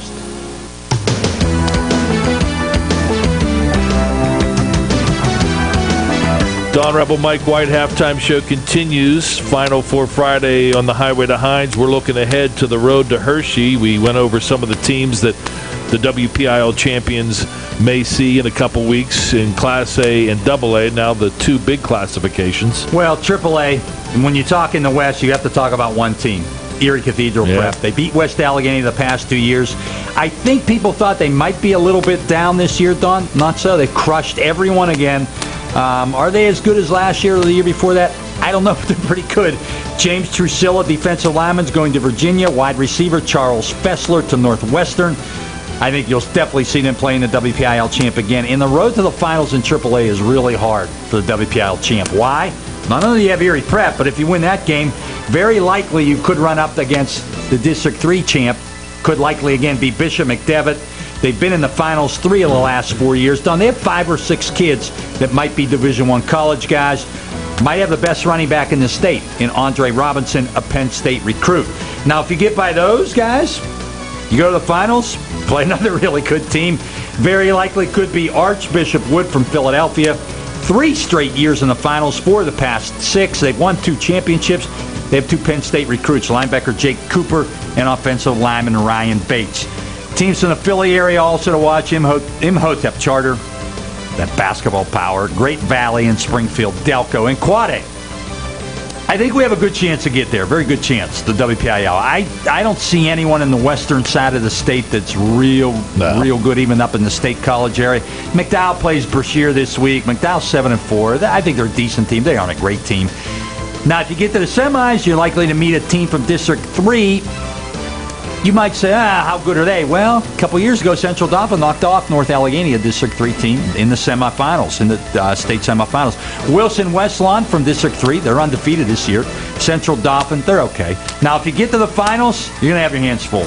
I don't care who gets there because of the teams in the Philly area, and namely the Philadelphia Catholic League. They're very good. Outside of the Catholic League, District 1, Coatesville and Pennsbury. Now, the Catholic League, St. Joseph. They're interesting, Don, and here's why. They had 3 losses. They're pretty much everyone's number 1 team in the state because of those 3 losses are from teams outside of the state, powerhouse teams. Don Bosco Prep, New Jersey, Cleveland St. Ignatius, and St. Joseph Regional from New Jersey. They're really good. How good is St. Joe's? Well, they crushed Central last year. Then you talk about LaSalle College, another Philadelphia Catholic League team. They might have the best quarterback in the state. Cal Schremer, a quarterback going to Vanderbilt. And those are the teams to watch. This is always a sad moment. I lost it there at the end. You're melancholy. Yeah, that's right. Melon who? John Cougar melancholy. Wait, there it is. Before you take off. Oh, yes. Thank you for another great season. Don, I love it. Thanks for having me. I get a lot of comments. And people look up at that chopper, wonder if I'm coming to their game here. They know. I'll see you. All right. See ya. Adios, my friend. Amigos. Enjoy the second half of the game you are listening to on Final Four Friday on the MSA Sports Network.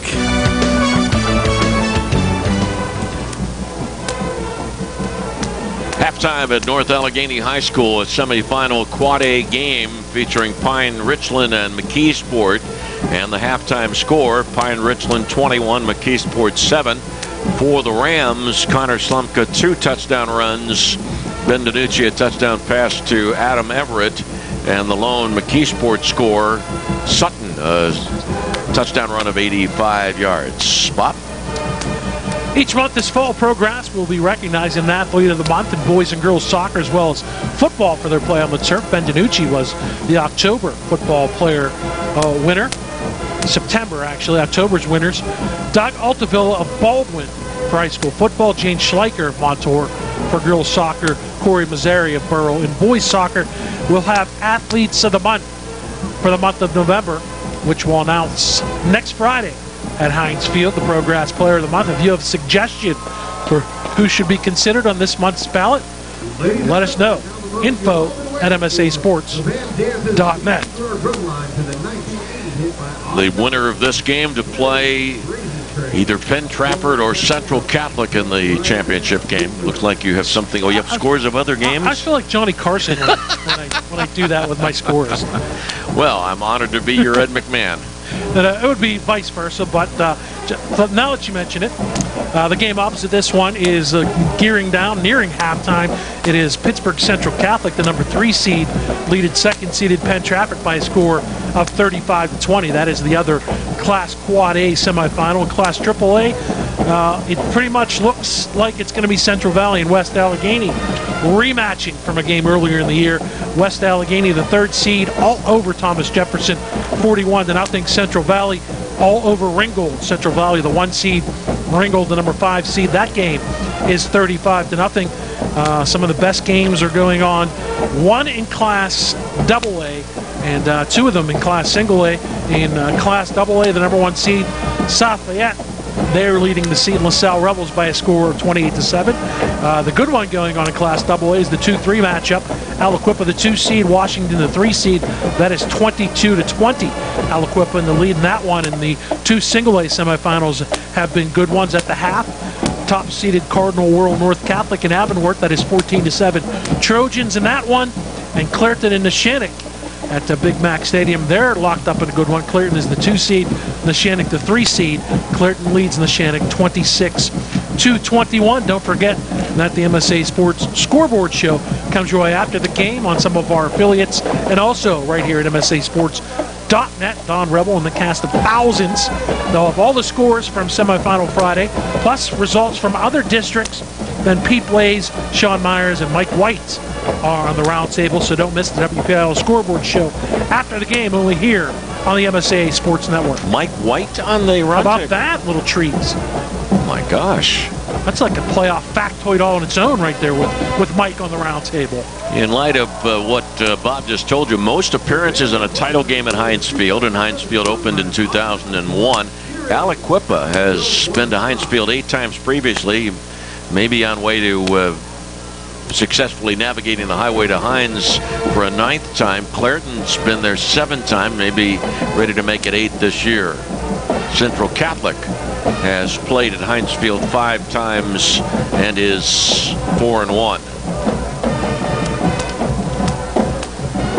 And the last time Pine-Richland played a WPIAL playoff game, a football playoff game at North Allegheny, was the semifinals of 2003, and that year Pine-Richland defeated Blackhawk 20-17, and that was the most recent Pine-Richland trip to Heinz Field. In the 2003 year, the Rams were 14-1. They beat Thomas Jefferson at the WPIAL finals, and then lost to Manheim Central 39-38 at Hershey Park. 2 overtimes. That was a great state championship game.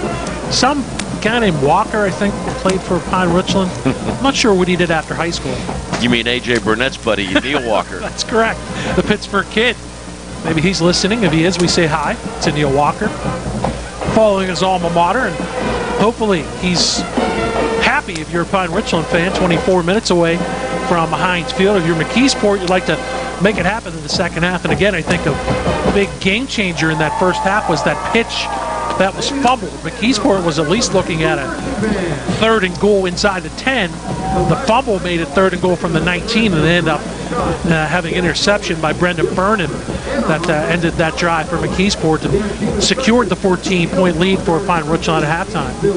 Tell me those passing numbers again for Pine-Richland versus McKeesport. 18 of 20, 182 yards and a touchdown. So Pine-Richland's thrown the ball 20 times. Correct. And McKeesport. 3 attempts. They dropped back 3 times. 1 was a sack. 2 attempts, a incompletion, and an interception. There's your contrast, right? What we talked about way back in the pregame is, if you want to look at it the other way, Pine-Richland has rushed the ball 11 times, 23 rushes for McKeesport in that first half. So contrasting styles for the Rams and the Tigers. George Smith, in his 30th year as head coach at McKeesport, had resigned after 2009. Came back last year. George Smith leading McKeesport to 2 WPIAL titles and 2 state championships. You know, we can take a break, but I want you to, because I get a big kick. This is the 3rd time we've done Pine-Richland, and I get a big kick when you tell the story that of Eric Kasparovich's career as a quarterback at the University of Pittsburgh. Oh, yeah. Can I use broadcasting leeway to call it a career as a quarterback at the University of Pittsburgh? Yeah, I asked him one time because I had noted from reading articles on Eric that he was a quarterback initially and then a linebacker, and I said, how long were you a quarterback at Pitt? And he said to me, without blinking an eye, 1 week. So not really a career. Yeah, well, we'll see. Also, I told the story while we were reporting on the pregame show about the superstition involving the quarterback coach of Pine-Richland finding money before games. Let's see if that superstition holds true, because there was money there on right at the door of the Pine-Richland locker room before the start of today's game. 21-7, Pine-Richland leads McKeesport at halftime. This is the East Suburban Sports Medicine Center WPIAL Playoff Game of the Week, presented by Monticello's Restaurant here on the MSA Sports Network. Attention business owners and marketing managers. MSA Sports Network offers a cost-effective way to expand your advertising efforts, increase your bottom line, and promote your brand and services in the communities you serve. Offering you flexible marketing plans with numerous multimedia combinations, the ability to target your local customers within a 5 to 10 mile radius of your business, industry exclusivity, available via sport, season, community, or region, and outstanding return on investment with all MSA Sports sponsorship opportunities. MSA Sports Network represents the most efficient and effective ad placement in the broadcast industry. To learn more about advertising opportunities on the MSA Sports Network, contact Glenn Anderson at 412-362-2000, extension 2225, or ganderson@msa.com. The new home for the PIHL in 2014-2015 is the MSA Sports Network. Not only can you listen to audio broadcasts of high school hockey games online like in years past, but this year MSA Sports will be video streaming 25 games live and archived during the regular season with exclusive coverage of the 2015 Penguin Cup playoffs.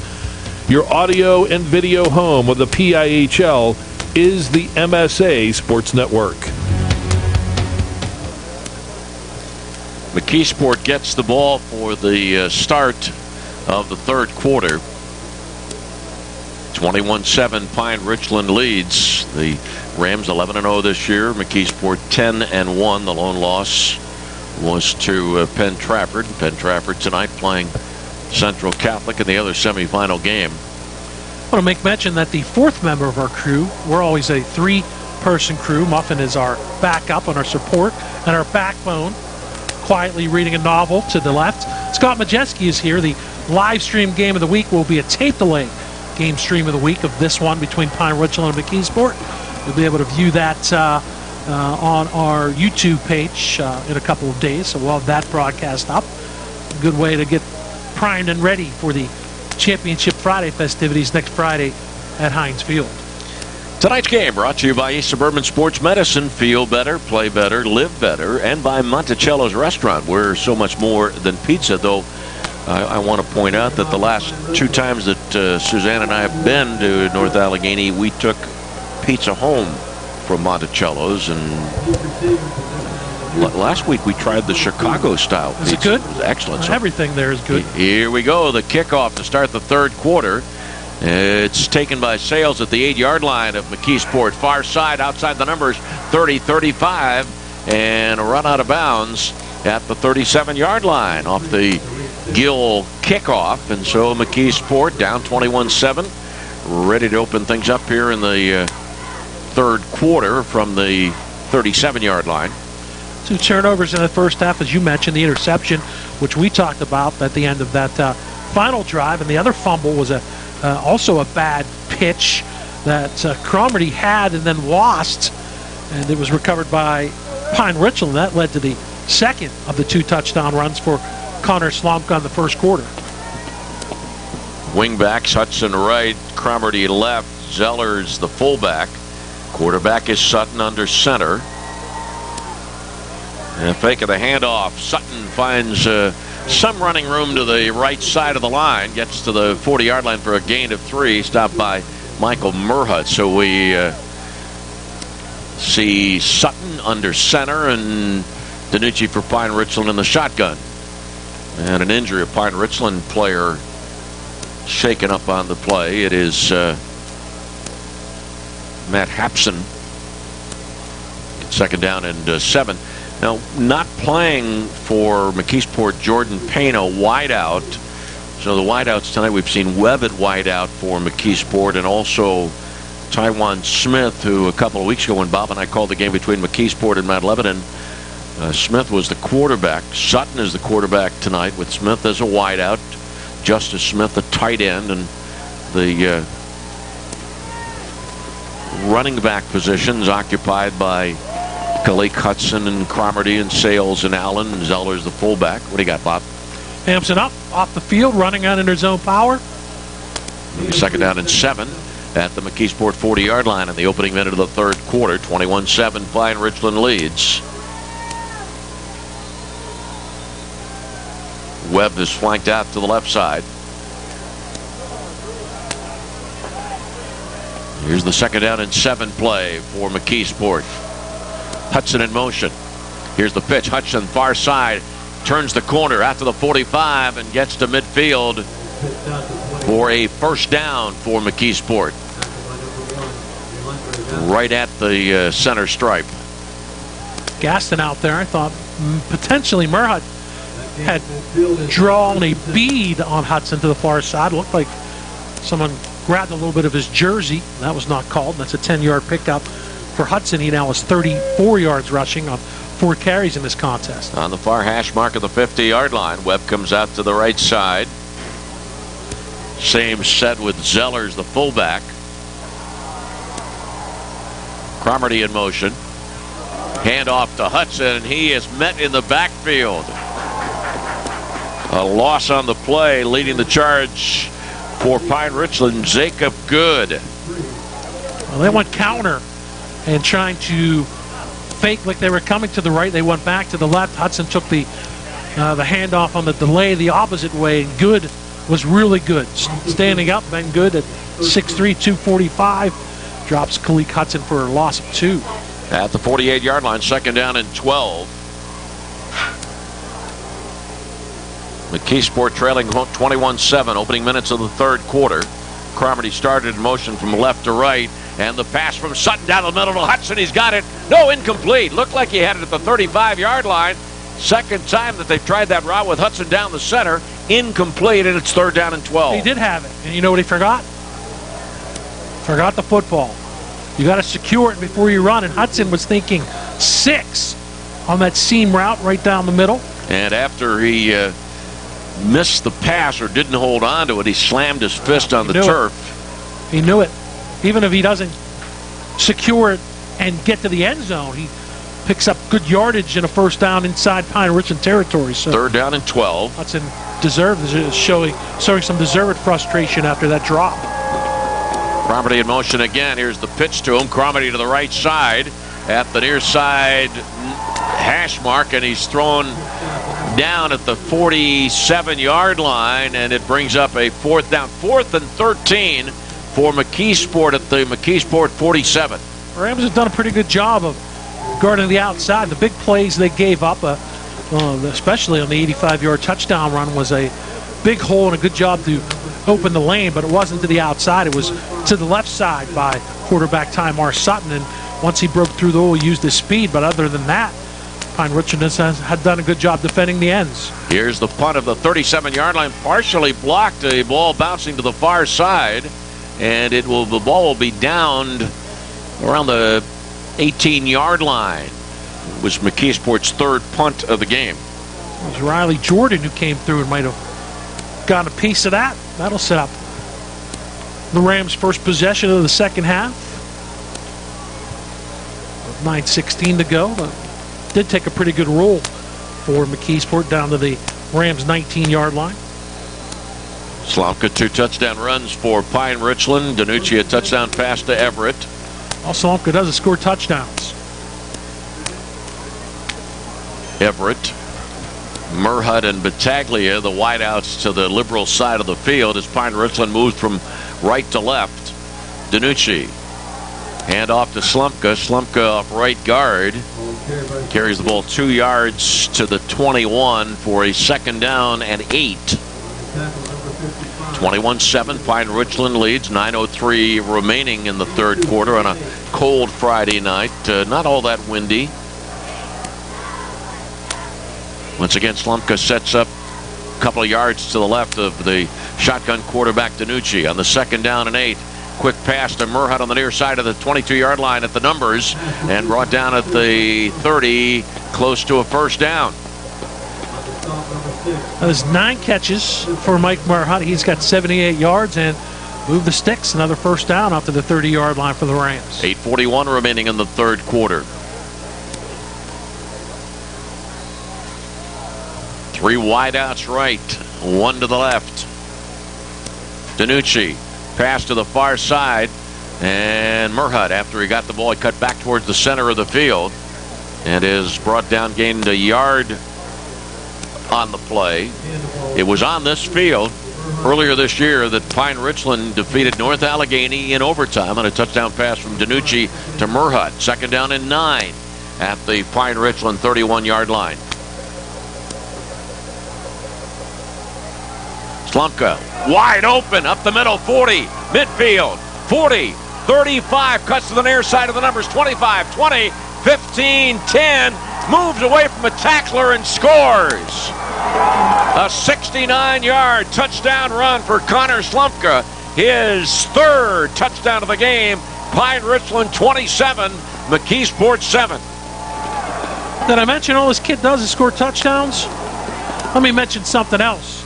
Let me throw some credit to Anthony Battaglia, the junior wide receiver. A great block downfield as Slumka cut it back to the near side, maybe around the 15. There was one piece of resistance left, and Battaglia eliminated that on the 69-yard touchdown run for Connor Slumka. And Putnick the extra point, 7:56 remaining in the 3rd quarter. Pine-Richland 28 and McKeesport 7.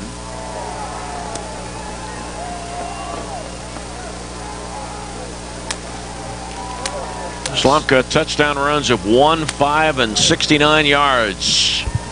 12 carries, 112 yards ago with those 3 touchdowns. When Bob and I had the opportunity to do a center stage with Connor Slumka following Pine-Richland's win over Central Catholic and talked to Connor about his decision to not play lacrosse at Ohio State and then go to West Point, I asked Connor if he had ever visited West Point. He said, yes, I used to live there. His dad was a coach.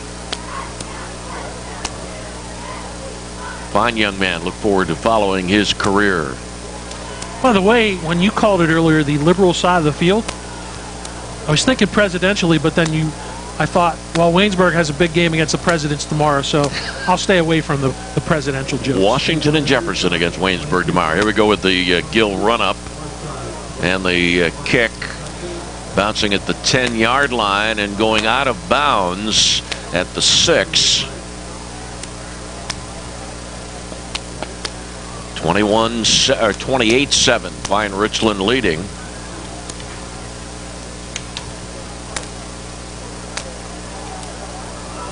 We'll bring it out to the 35-yard line. 1st and 10 McKeesport. Their own 35-yard line. And we'll watch to see how George Smith and McKeesport attempts to get back in this game without a passing offense. It's not showing that it possesses that weapon. Still no completions in the playoffs, but 2 drops tonight. You figure that in. Keeping it is Sutton after the fake of the handoff to Zellers. And Sutton tried the left tackle side of the formation and got 2 yards of 37, 2nd down and 8.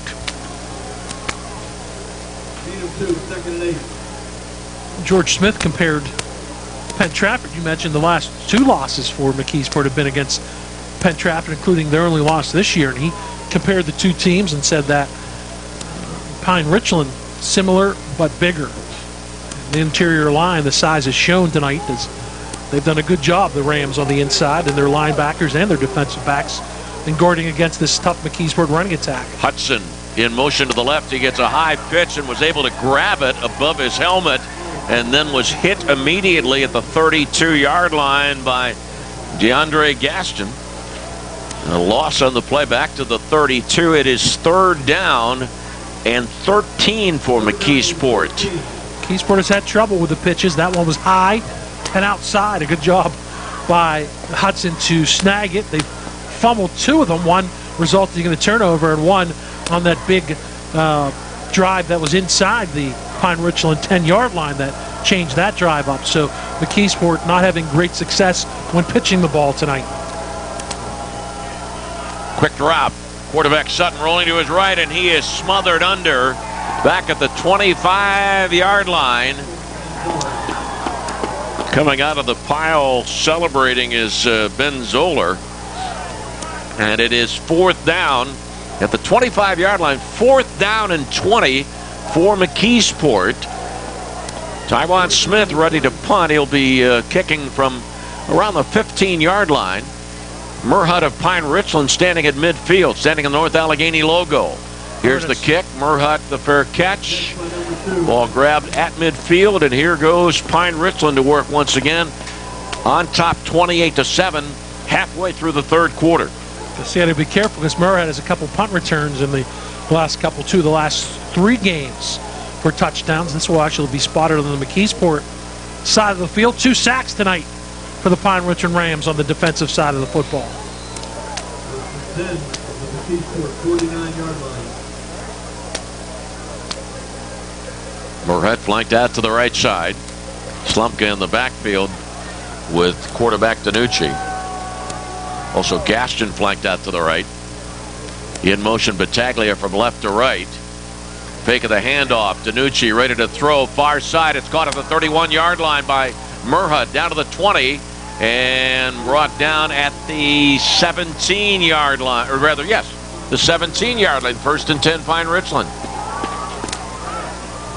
Pickup of 32 on the 11th catch of the game, and that is just splendid blocking and a splendid pattern. Danucci the whole day, Murhut just with the wheel route on the far sideline, absolutely wide open.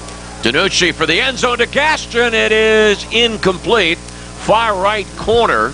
Danucci throwing it up, hoping his receiver could get there. Good coverage on the play. And now 2nd down and 10 at the 17-yard line of McKeesport for Pine-Richland. Dion Webb and almost came up with the INT as Danucci overthrew it to Gaston. That's only the 3rd incompletion of this contest for Ben Danucci. 28-7, Pine-Richland leads McKeesport. 5:33 remaining in the third quarter. And Murhut moving to the wide side of the field. 3 wideouts left as Pine-Richland moves from right to left. Danucci keeps it up the middle to the 10 and slides to the 9. Quarterback draw by number 3, Ben Danucci. And Danucci keeping it, picking up yardage to the 9. 3rd down and 2. 3rd and 2 at the 9.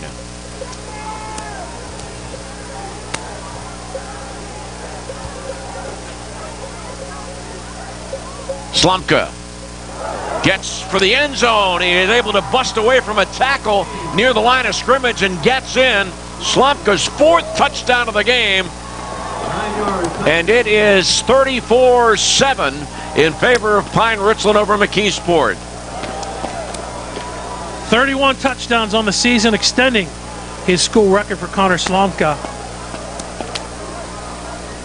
Man, I don't want to sound like a broken record, but this kid knows his way to the end zone. I think Army is going to get a really good football player and a really good kid/man in Connor Slumka, as Napotnik is good on his 5th extra point. And the Rams, with 5:01 to go in the third quarter, open it up on McKeesport, 35-7. 4 touchdown runs for Connor Slumka, plus the Danucci touchdown pass to Everett.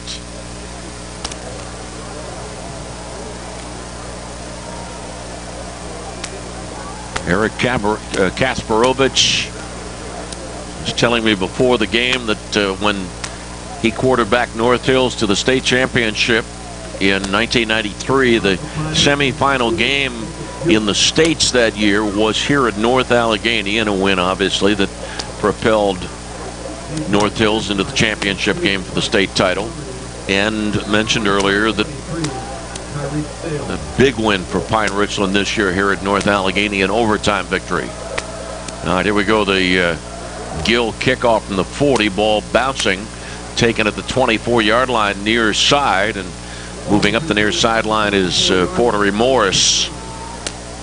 And now McKeesport ready for its 8th possession, 8th drive of the night, and 3rd of the second half. First 2 leading to punts. This drive starts at the 36-yard line.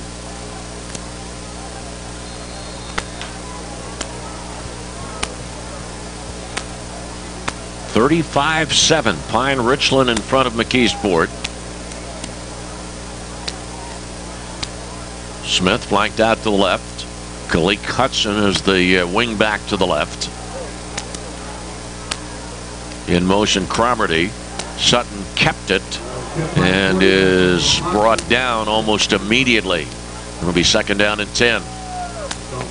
Ran that option play. Had faked the handoff to Zellers. A gain of maybe a half a yard on the play. 4:37 left in period number 3. Too many times to McKeesport's liking. You've mentioned Sutton being hit and harassed almost immediately. That's a big credit to Pine-Richland's defense. Webb flanked out to the left.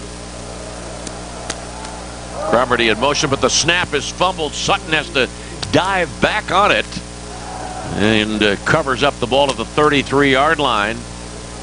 And that brings up a 3rd and 13 for McKeesport.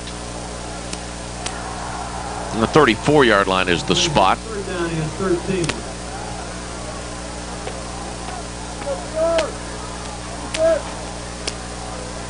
Once again, Webb left, Smith to the right. 3:47 remaining in the third quarter. Sutton to pass, fires over the middle, and it is caught by Smith at the 44-yard line. 1st and 10. Former quarterback Taiwan Smith makes the grab over the middle for 1st and 10 at the Pine-Richland 44-yard line. 22-yard pickup. Nice catch by Smith on the post pattern. A completed pass and a huge one from McKeesport if they have any intentions of trying to sneak their way back into this contest, trailing 35-7. Now Smith flanked out to the right side, ball right in the center of the field at the 44. Hudson in motion. Sutton looking to throw over the middle. It is incomplete, almost intercepted by Brendan Burnham. Burnham was around the 33-yard line when he got his hands on the ball, but didn't hold on. Burnham had room to the far side of the field.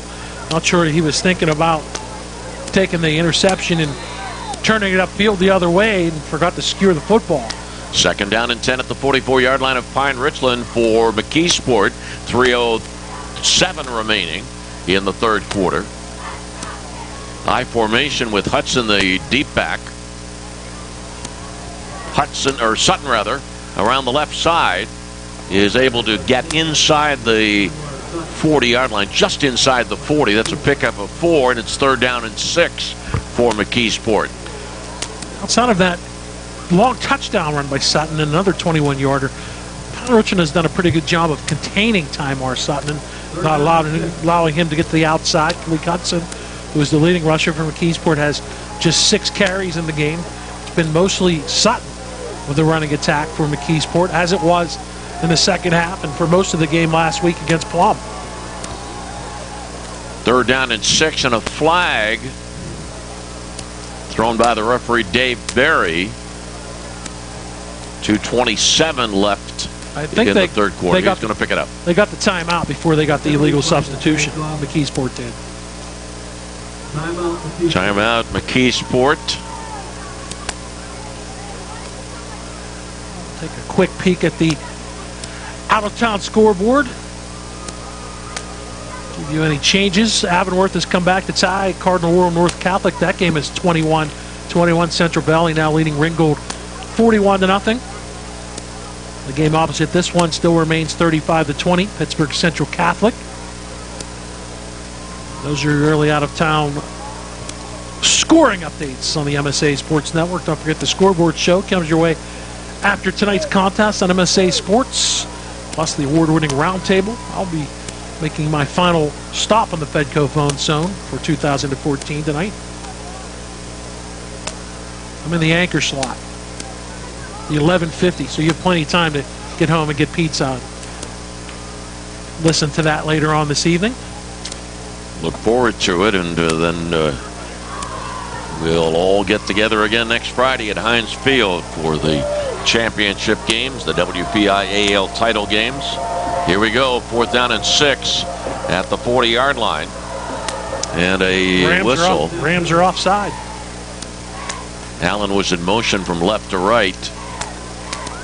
It's going to make it 3rd and 1. moving the ball. The officials move the ball to the 35-yard line. 3rd down and 1 for McKeesport, trailing 35-7. 2:27 remaining in the 3rd quarter.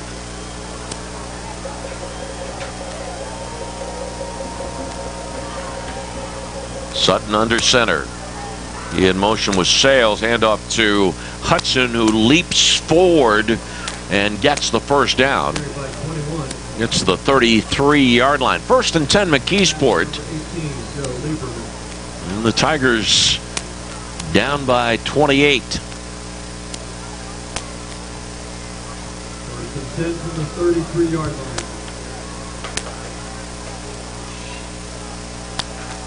Cromartie back in. Sales goes out.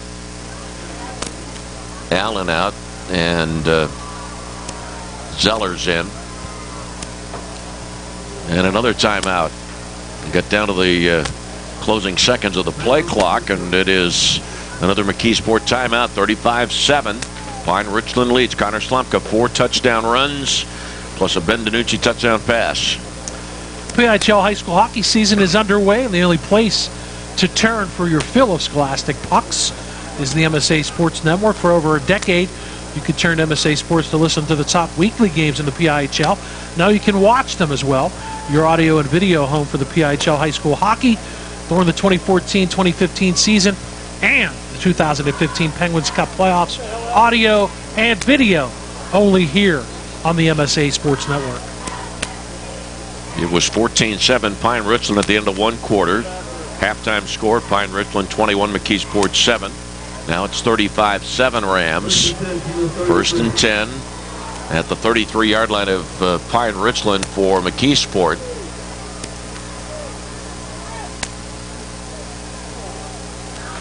Handoff to Cromartie. Cromartie off the left guard side of the line. Picked up a couple of yards. Austin Gauntz made the stop.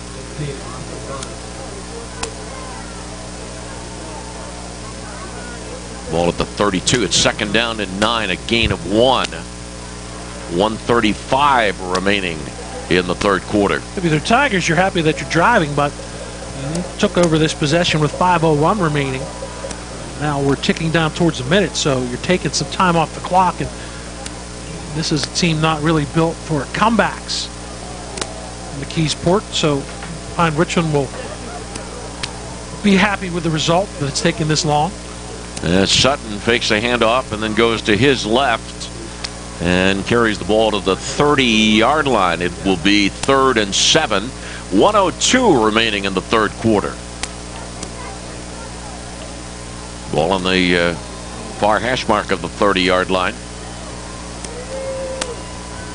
3rd down 7. 3rd and 7. Wevin Smith flanked out to the right side. Zeller's in the fullback position. Cromartie in motion. Handoff to Zellers, the 10th grader. Gains a yard to the 29, stopped by Michael Merhut. 30 seconds left in the 3rd quarter. And a 4th down for McKeesport. The Tigers trailing 35-7. 4th down and 7. No gain on that play.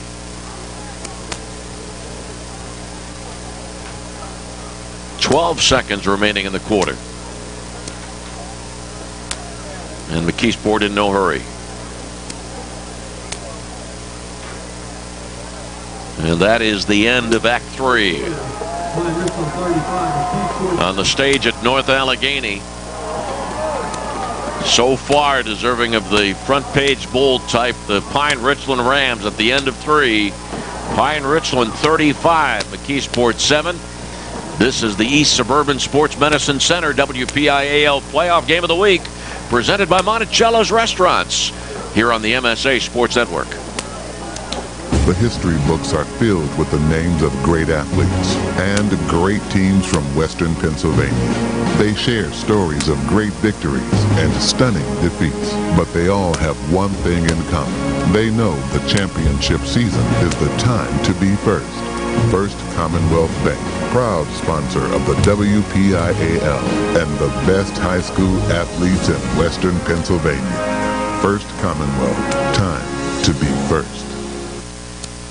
When looking to replace your athletic field, choose ProGrass, First in Turf. ProGrass has installed over 500 fields in the U.S. Getting the best artificial turf for your field depends on both the product and the partner you choose. That's why architects, athletic directors, and players choose the ProGrass Performance System. ProGrass maintains an active presence in the synthetic turf industry as members of the Sports Turf Management Association and the American Sports Builder Association, and is proud to be recognized as the FIFA preferred manufacturer. Call ProGrass today, 866-270-6003, or visit them on the web at www.progressturf.com. ProGrass, First in Turf. 4th and 7. Sutton of McKeesport rolls to his right, and his pass is incomplete, and a flag back around the quarterback Sutton. It looks like it's a personal foul against Pine-Richland on a 4th and 7 play at the Pine-Richland 30-yard line. Yes, indeed, personal foul against Pine-Richland in the opening seconds of the 4th quarter. That'll keep the drive alive.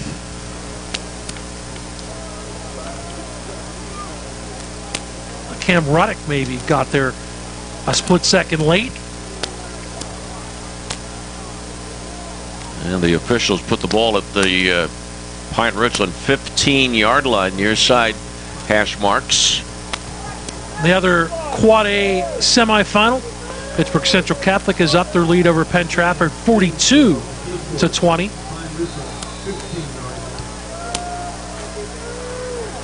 Looks like we're on way to a rematch. Pine-Richland and Central Catholic at Heinz Field.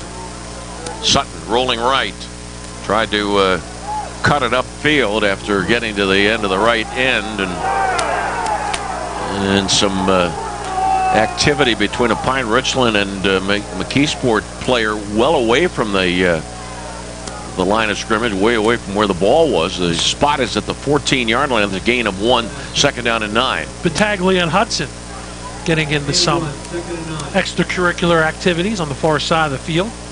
No flags. Cooler heads have prevailed. The other thing, though, look, we're looking 5, now almost 6 minutes on this drive, and you're McKeesport, you're methodically moving the ball with the help of that personal foul penalty, but you're trailing by 28. 35-7 Pine-Richland.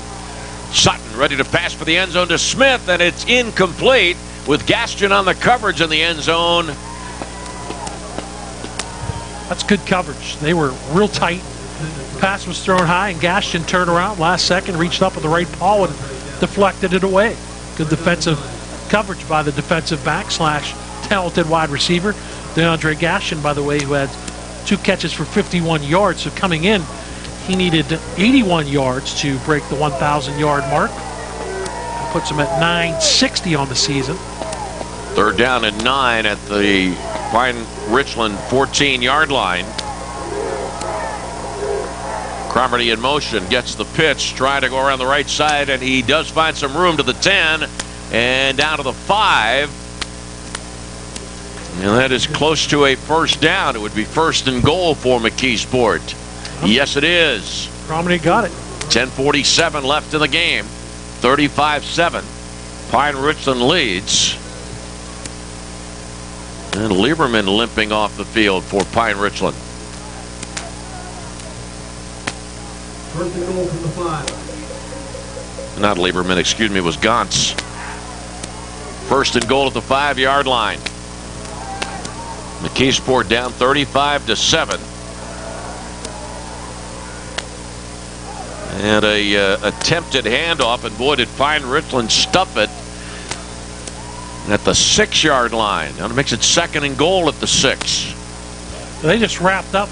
That's good defense right there, because not only they wrapped up Hudson, who might have been the intended ball carrier, they wrapped up the quarterback Sutton, who kept the football. There was absolutely no chance for Tymar Sutton to hand off that football or get out of harm's way. Stuff it, as you said, appropriately. They stuffed it really, really well. And now Jacob Good limps off the field. Another Pine-Richland player going to the sideline. Hudson, the fullback. Here's the pitch. It's behind the moving running back Sales, who had to cut back to his right, trying to find room. He's cutting towards the middle and is back to near the line of scrimmage. play was going from right to left. The pitch was behind Sales. Now it's 3rd and goal at the 6. Again, troubles with the pitches.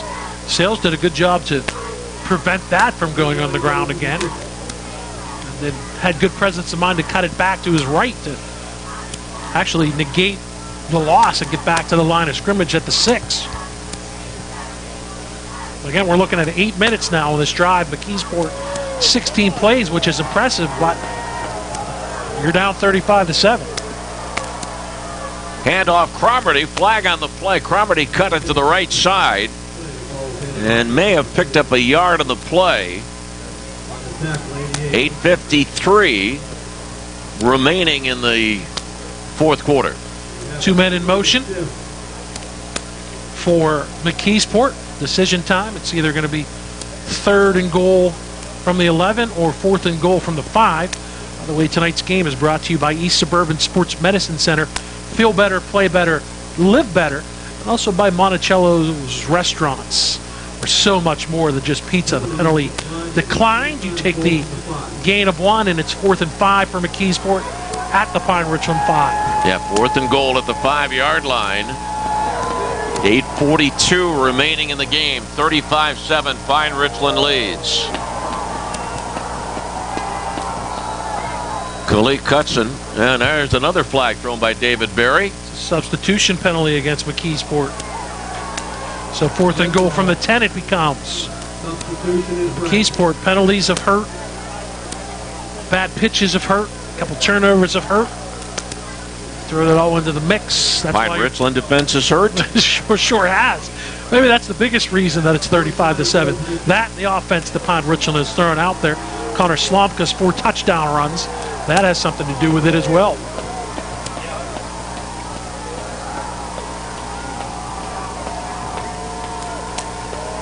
Running backs are Hudson, Zellers, and Cromartie on the 4th and goal at the 10-yard line. Cromartie in motion, keeping it Sutton around the right side. Sutton trying to dive for the end zone, and he is out of bounds at the 1-yard line. It is Pine-Richland's ball. 8:15 left in the game.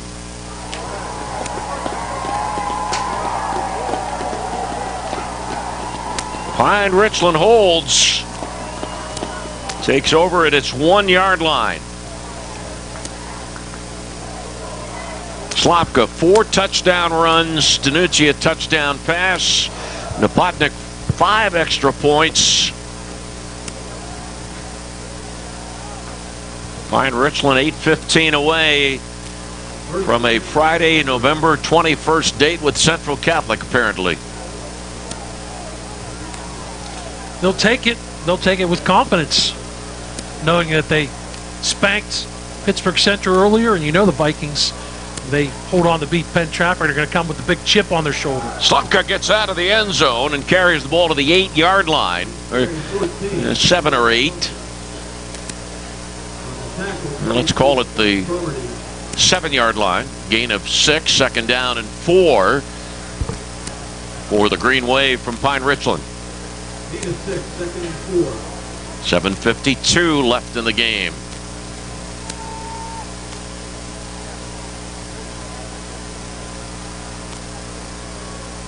Danucci able to take his time between plays. Slomka gets the handoff and dives forward to the 13, and a 1st down for Pine-Richland. It's a good extra burst. Slomka was, so might have been dropped down near the 10. A little second effort, and would get 3 more yards and another 1st down, adding to his totals and getting Pine-Richland a new fresh set of downs and outside of the shadow of their own goalposts as well. And Jacob Good, the center, is back in there. He is giving the snap to Danucci. Slomka diving to the 20-yard line. Gain of 7 and 2nd down and 3. Very methodical now, and certainly Pine-Richland can do that. 6:55 left in the game. 35-7, Pine-Richland leads in the semifinal game at North Allegheny. Gaston flanked out to the left, the lone wideout in this formation with the shotgun, as DiNucci's going to wait for the play clock to get down to single digits. Down to 8 now. Snap at 4. Slumka gets the handoff, and he finds running room to the right. 25-30, another first down, and Slumka's run out of bounds at the 33-yard line. Cromedy runs him out, but Slumka has been in a zone pretty much the entire season. This is 12 games for Pine-Richland. Slumka has scored touchdowns in 11. 31, that's a school record, including his 4th tonight. The only game he did not score a touchdown was against Fox Chapel back in week 4. 6:22 left in the game. Play clock down to 7. Guess who? Handoff to Slumka. Slumka busts a tackle and gets to the 41-yard line. A gain of 8. Stopped by Cromarty. 2nd down and 2 for Pine-Richland. 6:07 remaining in the game. Pine-Richland grabbed the lead 3 minutes and 41 seconds into this game and led 21-7 at halftime. Pine-Richland in front 35-7. Just under 6 minutes remaining in the game. 161 yards on 18 carries for Connor Slomka and 4 big touchdowns for the Rams. DiNucci, handoff to Slumka. And off the right guard side of the line to the 46-yard line. It is another Pine-Richland first down. Now Ernest Williams comes into the game. Look at Slomka, he needs a rest. What's wrong with that kid? That was tongue-in-cheek, by the way. It's not like he doesn't deserve a rest. After carrying, this is the 7th play of the drive. He's carried all 6 of them, including add on the work he's already done. Good stuff for Connor Slomka. I like this kid a lot. And Tom Jerkovic has been in the backfield leading the way on many of these runs for Connor Slumka. Now it's Ernest Williams in the running back position. 5 seconds on the play clock and a 1st and 10 from the 46-yard line. Williams gets the handoff, but is brought down. A slight loss on the play, brought down by Kalik Hudson. It's 2nd and 10 and a half. 5 minutes left in the game at North Allegheny and Pine-Richland. Ready to march to Heinz Field. It's funny, when they have to take 22 seconds or so earlier in the game, that's 3 snaps with the pace that they came out with, and now they get into the slowdown, obviously, protecting the 35-7 lead, and players don't know what to do with themselves for the 20 seconds on that play. They're going to take a timeout. 4:31 remaining in the game. Pine-Richland 35, McKeesport 7. It's the East Suburban Sports Medicine Center WPIAL Playoff Game of the Week, presented by Monticello's Restaurants here on the MSA Sports Network. Hi, this is Don Rebel, inviting you to log on each Wednesday night at 7 o'clock for This Week in the WPIAL, only here on the MSA Sports Network. Join me along with other MSA Sports members each week as we talk to head coaches around District 7, plus run down all the high school football action and preview the top games for the upcoming weekend. That's This Week in the WPIAL, Wednesday nights at 7 o'clock, only here on the MSA Sports Network.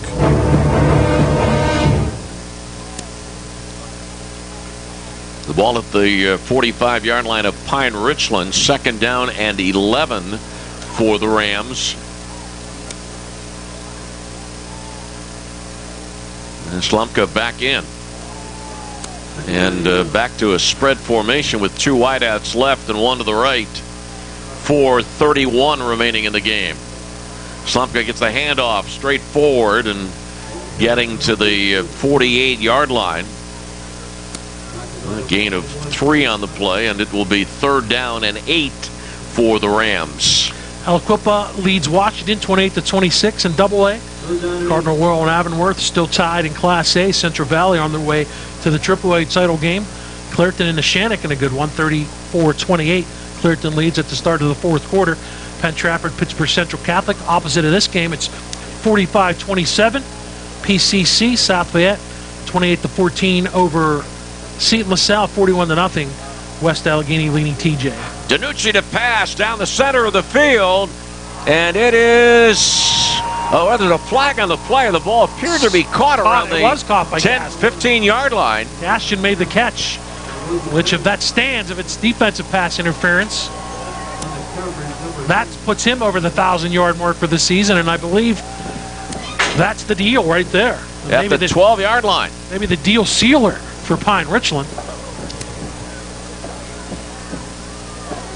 40 yards on that hookup. 3:44 remaining in the game. Pine-Richland 35-7. Pass interference against McKeesport declined.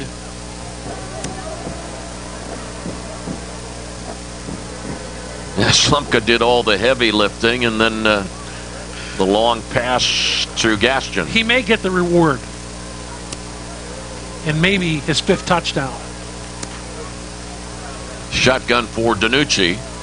16 seconds on the play clock. Again, milking it down. That's got to seem like an eternity, as I mentioned earlier.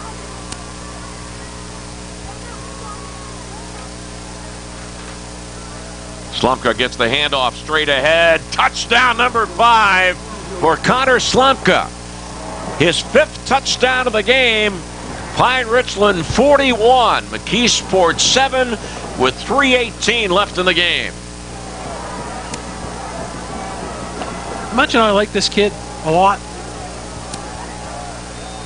He's just a great compliment. 181 yards on 21 carries.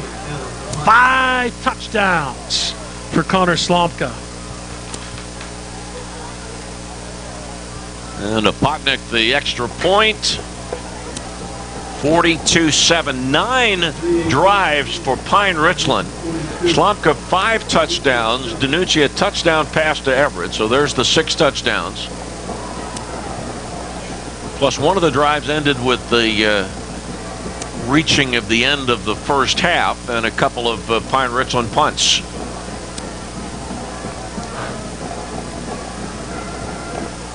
Let's run the numbers. 21 carries, 181 yards, 5 touchdowns for Slomka. DiNucci 22-25 for 264 and a touchdown. Murhut 11 catches for 111 yards. Gaston 3 catches for 91 yards. On the other side, it's really been Tymar Sutton, the lone offensive bright spot for McKeesport. 23 carries, 116 yards, and the Tigers' only touchdown.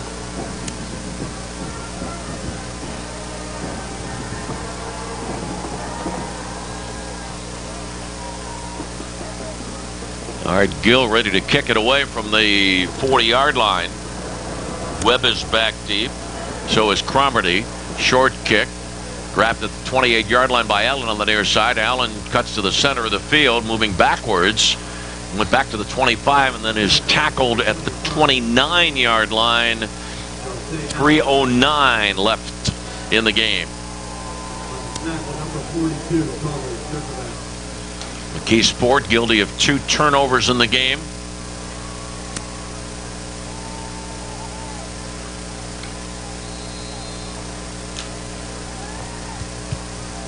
George Smith coming back last year. His Tigers were 10-1 a year ago. They are 10-1 this year. Sutton under center.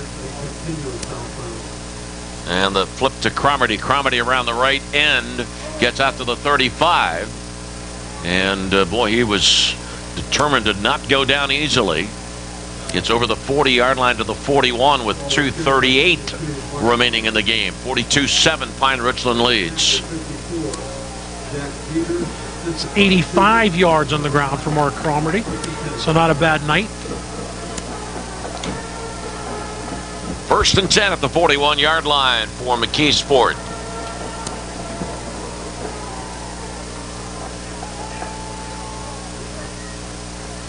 Hudson in motion. Sutton to throw. Down the near side for Cromartie. It's incomplete at the 35-yard line of Pine-Richland. And it was Burnham on the coverage for Pine-Richland. 2:05 remaining in the game. And the clock moving with this 35-point lead.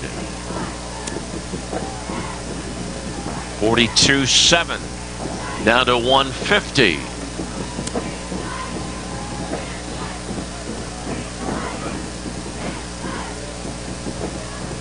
Now down to 140. McKeesport accepting the inevitable. Sutton under center. Rolling left. And the pitch to Hudson. Hudson does get outside to the 45. Bounced back and thrown down inside the 40-yard line. 1:18 remaining in the game and moving. Clock ticking down to 1:10. Ball is inside. Was at the 40-yard line on the near hash mark. Good stick, too, because Hudson was actually at the 45, and he got driven backwards and kept his balance and kept his progress going, and then tried to cut it back, and Pine-Richland had none of that. So that's kind of been the story of the night, how this defense has played against the Tigers for the Rams. 3rd down and 11. Sutton keeps it and picks up a yard out to the 41-yard line.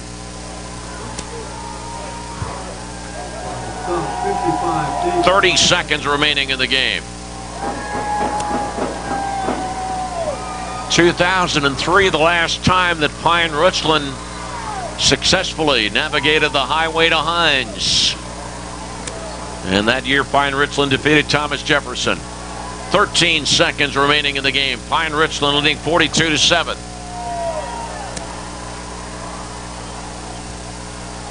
Down to 5.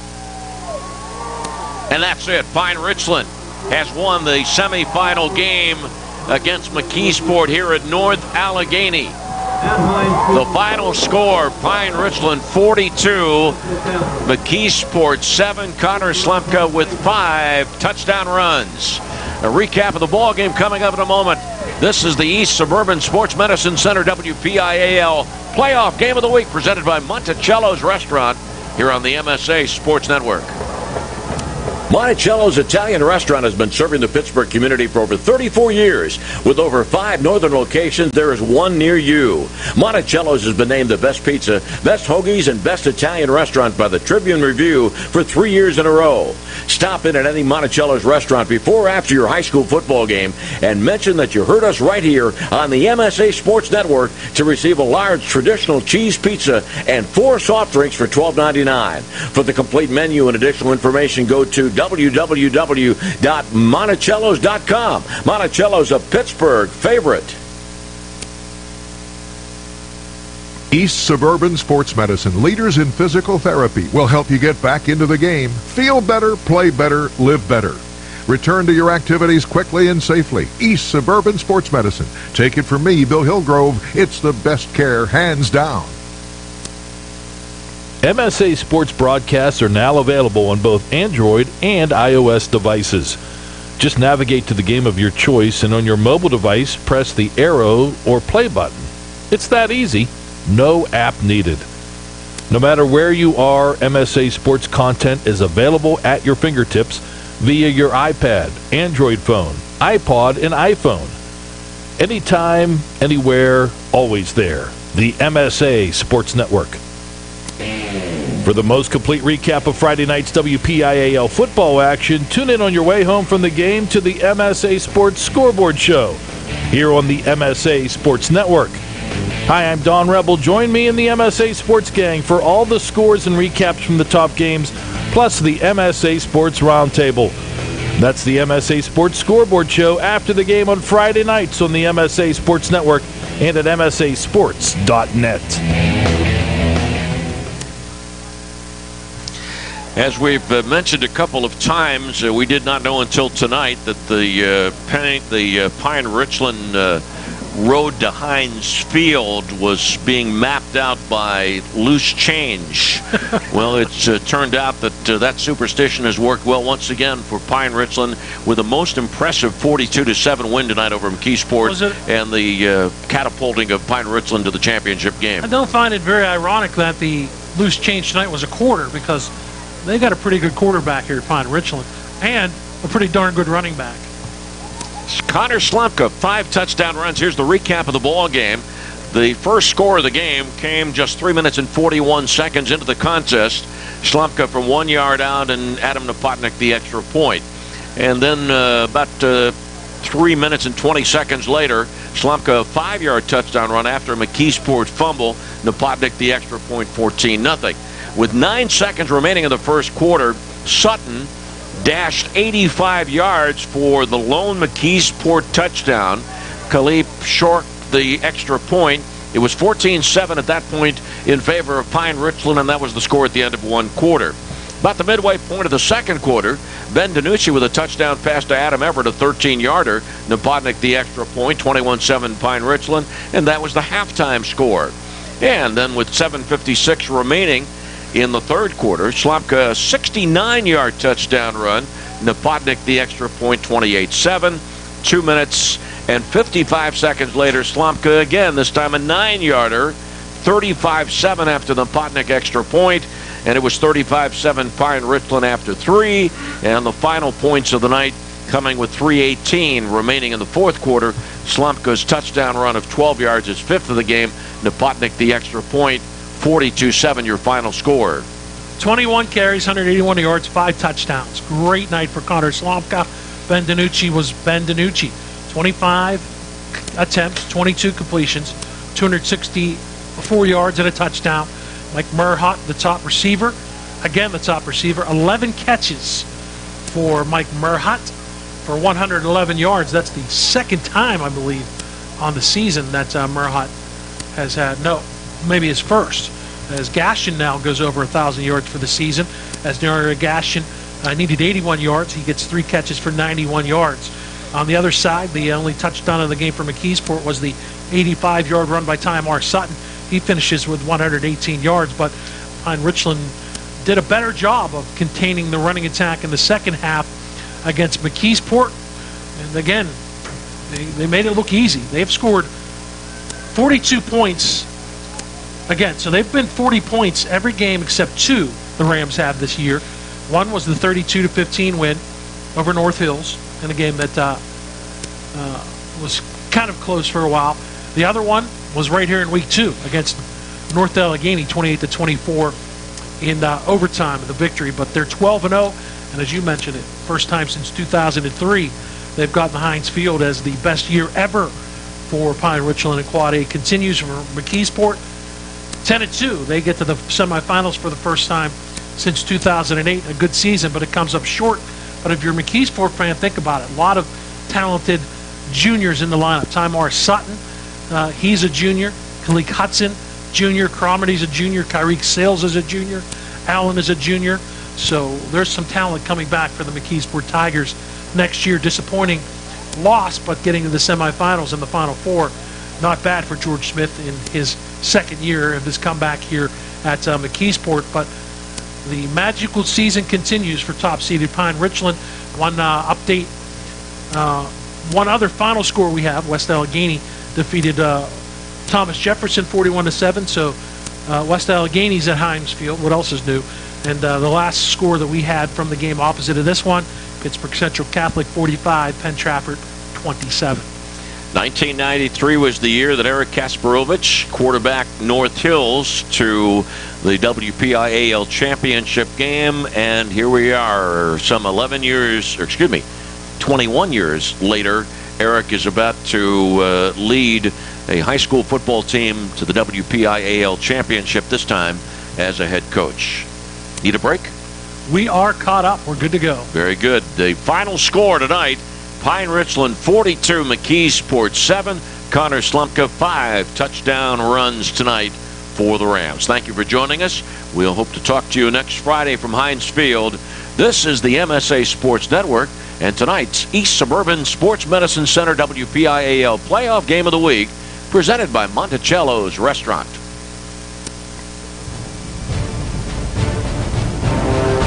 You have been listening to exclusive coverage of the 2014 WPIAL football playoffs only here at the MSA Sports Network. The Highway to Heinz at MSASports.net has been sponsored in part by McDonald's, by First Commonwealth Bank, by S-Mark, by People's Gas, by Carlow University, by UPMC Sports Medicine, by ProGrass, by the East Suburban Sports Medicine Center, by Monticello's Italian Restaurant, and by Management Science Associates. You can follow the fall sports postseason, including the WPIAL football playoffs, all the way into the PIAA state playoffs every day by logging on to www.msasports.net. The preceding has been an exclusive presentation of the Management Science Associates Sports Network.